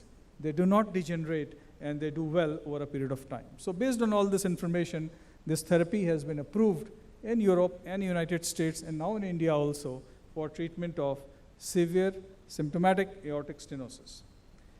Now with the success of this therapy in high risk, intermediate risk patients, now we are also considering that whether it can be used in low age, younger patients, and also low risk patients. So up till now, the data is still predominantly in the elderly patients, but more and more patients are being treated who are having low surgical risk patients in many registries. As you can see here, many patients are opting for this after the discussion with the patients and the family, and in this registry also showing that low risk patients are increasing. But the trials are being done right now to assess, and based on this, the recommendations right now is that you can use this therapy in increased risk patients and also sometimes in low risk patients if the frailty of the patient is too much. Because sometimes patient may be 80 years old, but he is having no other problem. So he can undergo surgery definitely, but how many patients would like or families would like to have a surgery done in 80-year-old patients where you have a good therapy? So based on this, there was a rapid communication showing that the trends are changing and the choice for treatment of severe aortic stenosis with transcatheter valve is expanding from very elderly patients to less elderly patients, or even sometimes younger patients, and also up to low-risk patients. But all this can only happen if there is a heart team, as I already said. We need to have a heart team where a surgeon, echocardiographer, very good cardiologist from the team supports the whole program, and then only things go on very well. And that is why we are able to succeed in many complex situations. And we have done multiple complicated cases where Dr. H.P. Singh is smiling. He also has one patient who was treated very recently with us, very sick, very elderly patient. So the therapy is now progressing, and so many companies are now coming with new valves, with new ideas, and now this therapy is being extended to a lot of situations, like even moderate aortic stenosis. It is being studied in patients with asymptomatic aortic stenosis. It is being studied in patients with failed surgical bioprosthesis. Already we are doing, but of course the trial is on right now, and also in patients with aortic regurgitation. So currently we are treating aortic stenosis pure plus aortic stenosis and regurgitation, but in pure aortic regurgitation, still it is not recommended as a first choice. So on the low risk surgical risk patients, these are the studies which are going on right now. So a lot of work is being done, and as I showed, many registries have recommended are using this therapy in younger patients and in lower risk patients. So at this stage, I can say that it has become a standard of care. After 10 years of all these iterations, it has become very safe, very effective, and in India, it is now available, luckily, and we started about 5 years back with this therapy, where for each patient we had to take a license. But now it is available, so if somebody wants to get a TAVR done tomorrow, it is possible. The valves are available, we don't need to take any permissions, and then we can quickly go on. So We have in India, earlier we thought that probably there are not too many patients who will need this therapy, but the data shows that a lot of patients are existing who need this treatment, and that is why a lot of centers gradually are now coming up where this therapy is being done. So it is basically a transfemoral treatment where you puncture in the femoral artery 90% of the times, unless until the femoral arteries are bad, where you cannot go from this side. Then there are alternate access. So the valve is taken through a catheter. As you are seeing here, we dilate this valve with a balloon sometimes. As you are seeing that the balloon dilatation is being done. And once the balloon dilatation is done, then we place the valve, we release it inside, which takes about 20-25 minutes or so. The entire procedure generally finishes in about 40 minutes these days. Earlier it used to take a lot of time because we used to do a cut open the thighs, etc., but now not anymore. It is all percutaneous. So you're seeing here that this catheter, which is having a valve loaded onto that, will release it very slowly, and that's how the valve sits inside, and then the functioning of the valve starts immediately as it is released. Almost 80% released, it starts functioning. So that's the transcatheter valve treatment. I think I'll quickly skip this. And just to those people who have not seen this therapy or not been able to see such patients, so this is the way it happens. We open the chest in surgery, but it is a percutaneous tube which takes the valve inside, and this is after the intervention. This is how it looks. So the groin looks absolutely just a small pinhole, and that is it. And generally in the post-procedure day 1, the patients are shifted to the wards, and usually the patients stay in the hospital for about 3 to 5 days. If our patient does not have any conduction defect, no complications, 3 to 4 days, otherwise 5 days is general, the stay in the hospital. So looks very good, but the biggest drawback of this therapy right now for Indian patients and for our population is the cost of this therapy. It usually costs about 25 lakhs or so with the new generation of valves which we are using. So the technology is good, but it has to become cost effective. But to circumvent that problem, in some Indian valves are being tested right now, and we are also part of these 2 studies, which is the Hydra and the MyValve study, which is the valves are being made in India, and presently we are enrolling patients where they get this therapy and the valve is presently being given free of cost to these patients. So that's the situation, and of course these are some of our patients where you see that this is a 150 kilogram patient. Although he was young, he was rejected from many surgeons and then was brought to us. This is a almost 85-year-old patient is recovering day 1 in the ICU. So that's how and then of course these patients who we follow up, you see that they are quite active and working all right. So we have reached about 90 cases, 91 cases now, and most of them are native valves. Valve in 6 patients, where there is a previous valve which was done by surgery. We replaced that now by a transcatheter valve. Then in mitral also, we have done about 7 cases where we replaced the mitral valve with the help of this transcatheter valve. And now 75% of our patients are done without any anesthesia. It is local anesthesia alone. And all of them are transfemoral cases. So this is the TMVR, another new therapy, which is transcatheter mitral valve replacement. And this is one of our first patients where we did a transcatheter mitral valve replacement. So to conclude, the TAVI technology has revolutionized the management of severe symptomatic AS in high and inoperable patients, and also now in intermediate risk patients. And these patients are now getting the benefit of this therapy. The mortality rates are very low. The stroke rates are almost negligible now with the new valves. So the Indian patients now deserve to be treated with the latest and best available therapy for aortic stenosis. So thank you very much. And this is just a small advertisement for India Valves program, which is going to happen very soon, where a large discussion is going to happen on this new therapy taking care of all the aortic, the mitral, and tricuspid valves. Thank you very much.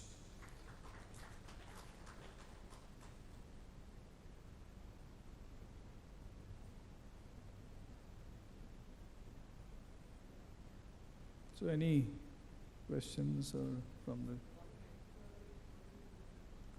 Yeah, this is a good question. What we do for anticoagulation once the valve is replaced. We put these patients on 3 months of dual antiplatelet therapy, and then after that, only aspirin. None of these patients are put on any oral anticoagulation because this is a tissue valve. Thank you, Dr. Chandra, for that excellent talk. And I do agree with that. Now we have moved to intermediate risk. Even for low risk, if a surgeon says that he's going to put a bioprosthetic valve, I would say, why not do TAVI in that? So, because you get a better orifice area, you get a better hemodynamics with the TAVI valve rather than with a surgical bioprosthetic valve. GINA valve is the only percutaneous valve that has been approved for pure aortic regurgitation until now. The talk was quite clear and crystal clear. If anyone has any question or anything from the panel.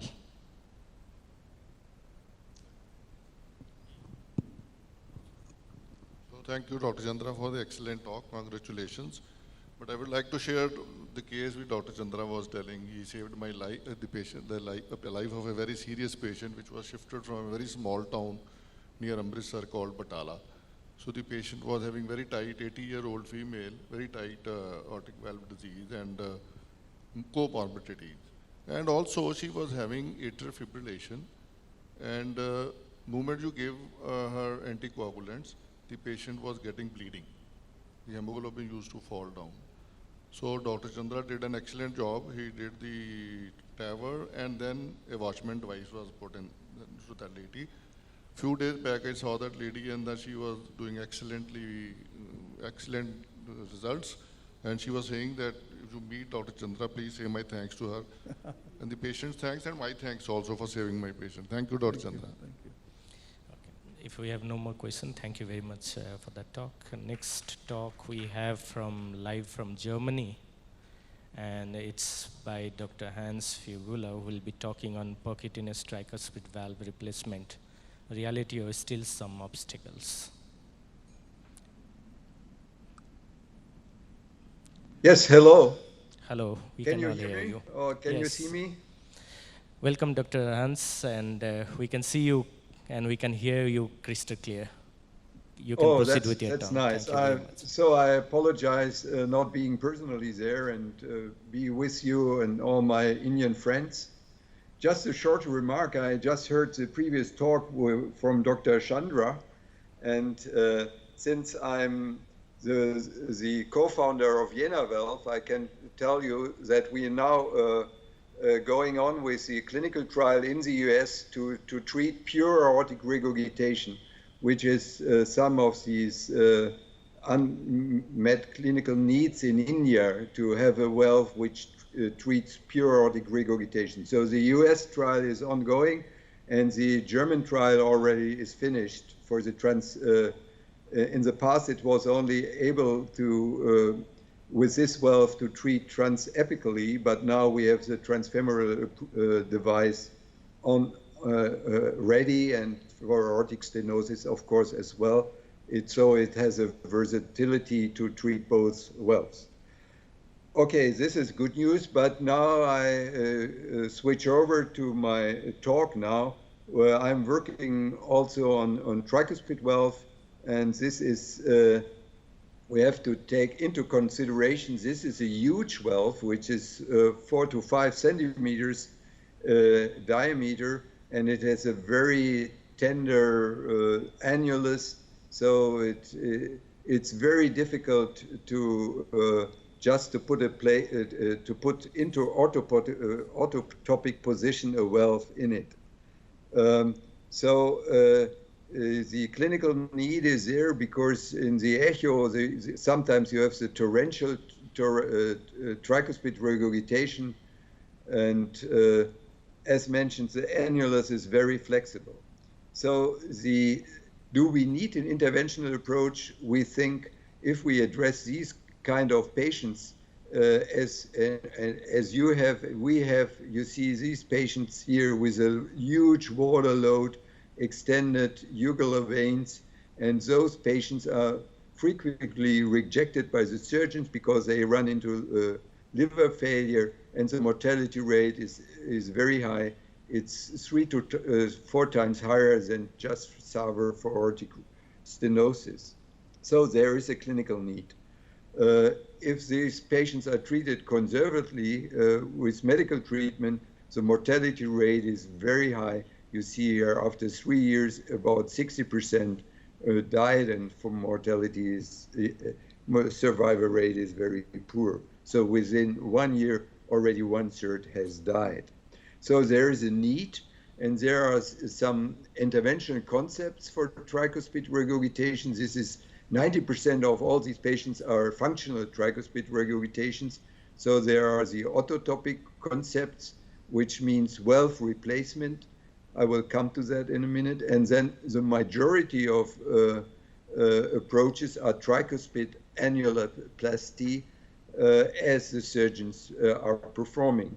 And the last is what I'm focused more is a heterotopic concept, which is we call caval valve implantation, which we call CAVI, which is a new valve, which we did months ago even in India, and I will show that. So first, the autotopic concepts, valve replacement.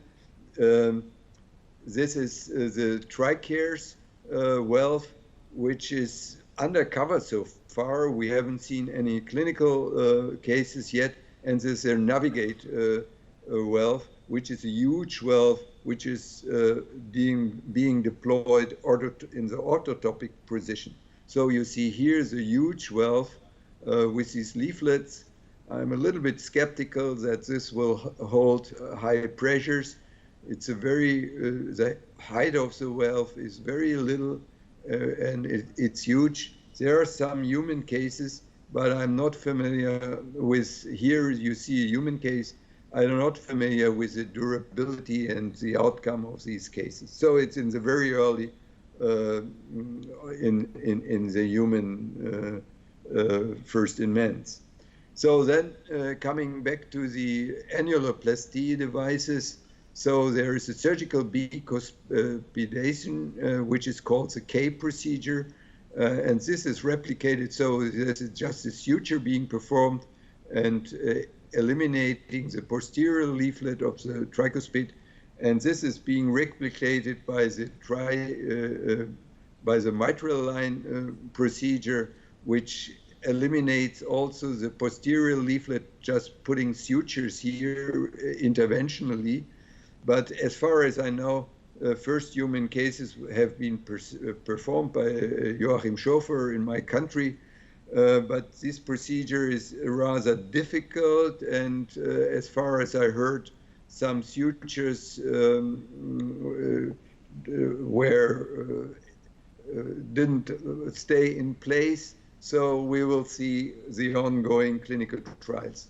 There is another annuloplasty device, which is called TriChinch, and this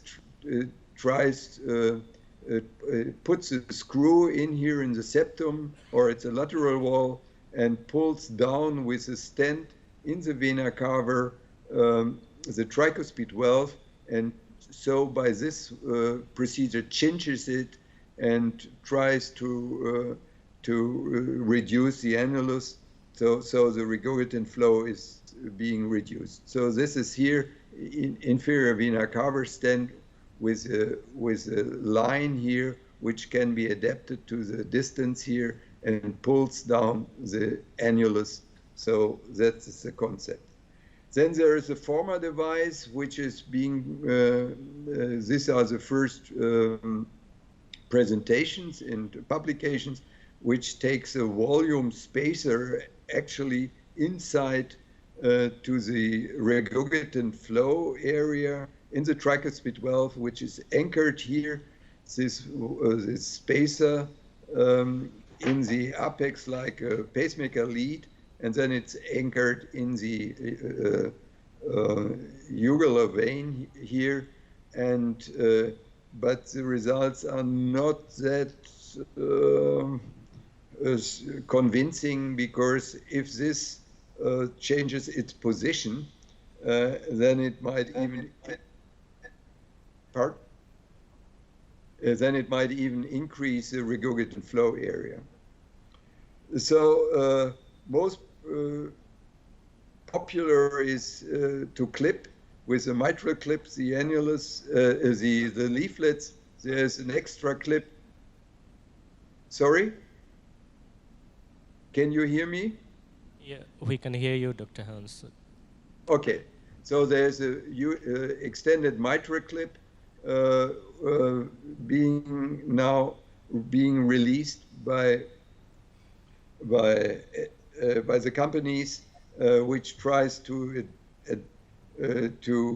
adapt to the anatomical conformation of the tricuspid valve.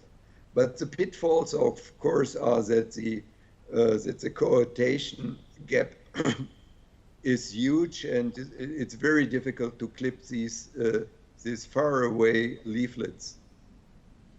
So cardioband is also replacing the surgical procedure, just putting a band in here with some screws, which is shown here. Very difficult to perform. It's also being performed in the mitral area, and then you can change this band and reduce the regurgitant flow. Here you see pre and post in the tricuspid area. This is another option to reduce the orifice area. Most promising is the latest device is a millipede implant, which is delivered by a catheter also in the tricuspid or here in the mitral position, and then with some anchors it's put down into the annulus, and then the ring structure is being changed by some screws, which can be screwed down here and changes the annulus. So these are the tricuspid annuloplasty concepts. We follow the heterotopic concept, which is cava valve implantation. It's a very straightforward and rather simple procedure. You put a valve into the vena cava superior and vena cava inferior. Of course, the hepatic vein flow is not being obstructed, and it's self-expanding valve, and so the regurgitant flow in the venous circulation is being obstructed. And we did animal experience. We started 10 years ago. We ruptured the tricuspid valve, and then we put these valves into the cava circulation, and you see here there was a nice ingrow in the animals. It was never obstructed by thrombus, and it could replace the failing cardiac output once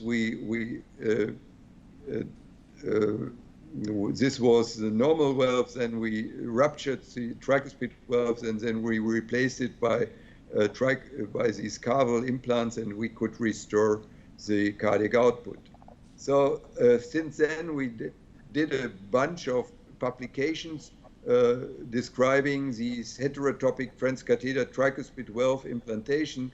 First human implants have been performed in 2010.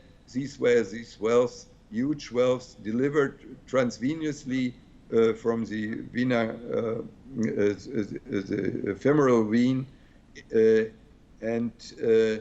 so this was performed first in 2010. Here, one of those patients we could follow for several years. She had huge inferior vena cava pressures. Those could be reduced within, and her clinical situation improved perfectly from Eurocard 4 to 2 and 6 minutes walk test, and she had a normalization of liver function. We follow now this patient since 6 years. So, as you can imagine, we have a huge V wave in the superior and inferior vena cava before, due to the tricuspid regurgitation, and once we put this valve in, we reduce it tremendously in the inferior vena cava, because the regurgitant flow into inferior vena cava is obstructed. It increases the right atrial V wave, and the superior vena cava V wave is slightly reduced. Here is an autopsy result of these first compassionate cases. You see here the valves in the human body being implanted. There's no thrombus, and it's correct in device position. This patient died because she had a brain stroke. So the concept now is being improved, and these are the clinical experiences in 2018. We address the anatomic challenges in severe aortic regurgitation. So we have a huge extended superior vena cava. Sometimes it's 48 millimeters. Also, we have a lot of anatomical variation in the inferior vena cava.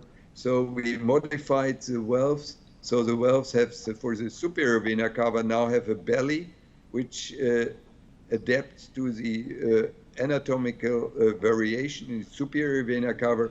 And this is the company is being producing this is a PNF in Vienna. We call it trick valve, and this is the inferior vena cava stented valve here, which addresses the huge, also the huge variation. Here is the hepatic vein flow comes in. You will see it, the implantation in the, this is the first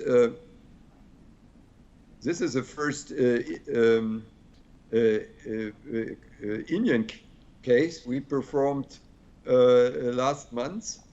Here you see in a patient, compassionate cases, she had two surgical valves in her, and what we could show here, this was the inferior vena cava pressure before the regurgitant flow, huge V wave, and here this is being mitigated after the implantation of the valve.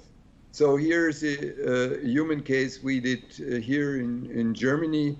You see here's a valve implantation. It's pretty easy. You also can deploy these valves in patients who have pacemaker or defibrillator leads. It's pretty simple. And here you see the backflow into the hepatic veins, and now the deployment of the inferior vena cava. The inferior vena cava valve stays like a chimney in the right atrium. So as I mentioned, you also can deploy once there are leads in, and here you see now the obstruction of the inferior vena cava regurgitant flow also for the superior vena cava, and here now is the echo of the superior vena cava valve. It looks like a cardiac valve almost, and here this is superior vena cava, and in a minute you see the inferior vena cava valve, which is perfect in position. So here again you see the diminishing of the V wave in the inferior vena cava, and recently, together with my senior physician, Dr. Lawton, we summarized all the international experience, and it turns out that 40 cases has been treated mostly in Germany, and there are two approaches. There's also B-cava or single cava implantation. Of course, when you have a B-cava implantation, it resolves 100% of the cava backflow. However, of course, it includes two valves, while only inferior vena cava implantation has only partial treatment effects, and it is less efficient. For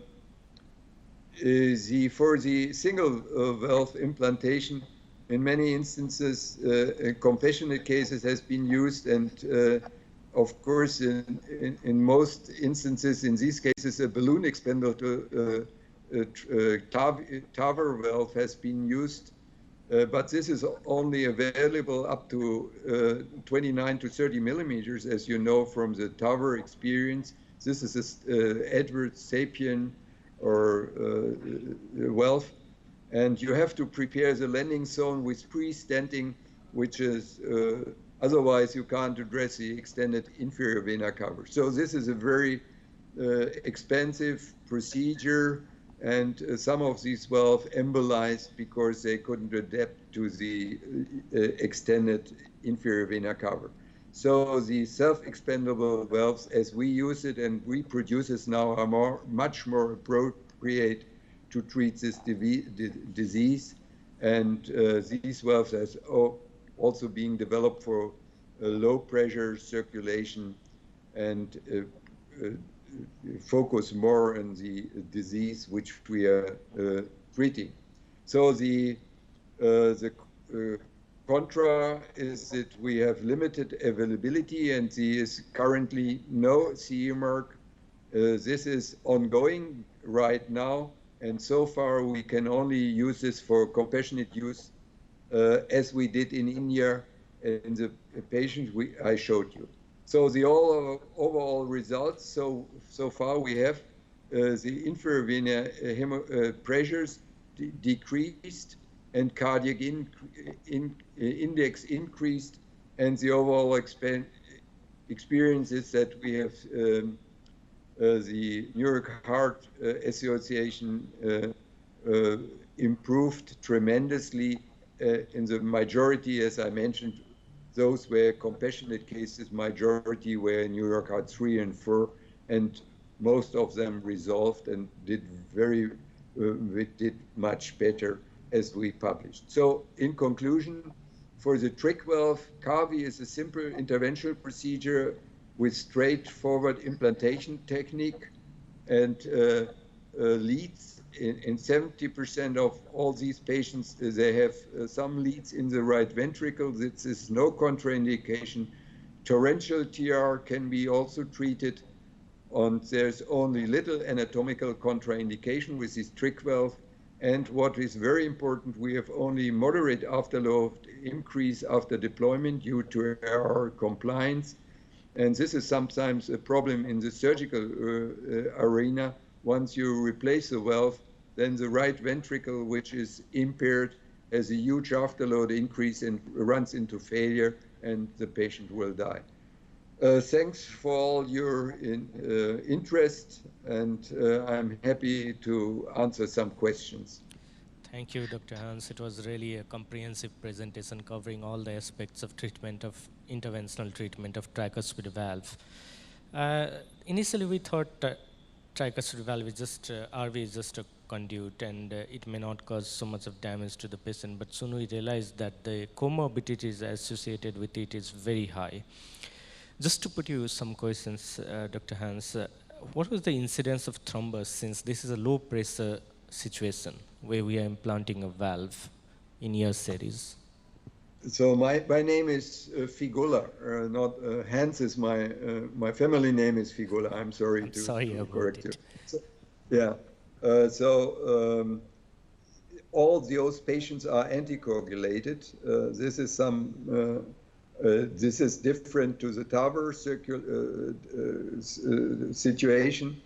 The majority of those patients which we treated, are about 80% are in atrial fibrillation, as you might imagine, because the right, in many cases also the left atrium is a huge extended, and so this induces atrial fibrillation. So they need anticoagulation already by the atrial fibrillation. So all patients were anticoagulated, and we had never any case of thrombus in this low pressure and low flow area.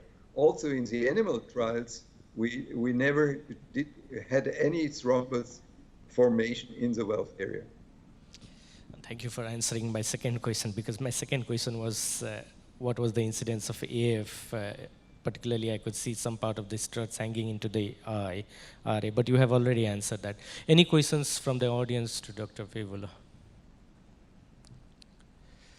I think we have no questions. Thank you very much for that extensive talk and for that nice concept, because I probably think that concept came from the balloon expandable valve, where we initially instanted the two SVC and IVC and then put the valve. But that, of course, led to a lot of problem, dislodgement, embolization, and all those kind of things. Thank you. This is a nice concept. We look forward to having you in another conference very soon. Thank you very much, Dr. Fibula. Thanks for your interest, and I will be happy to come to personally once to India again.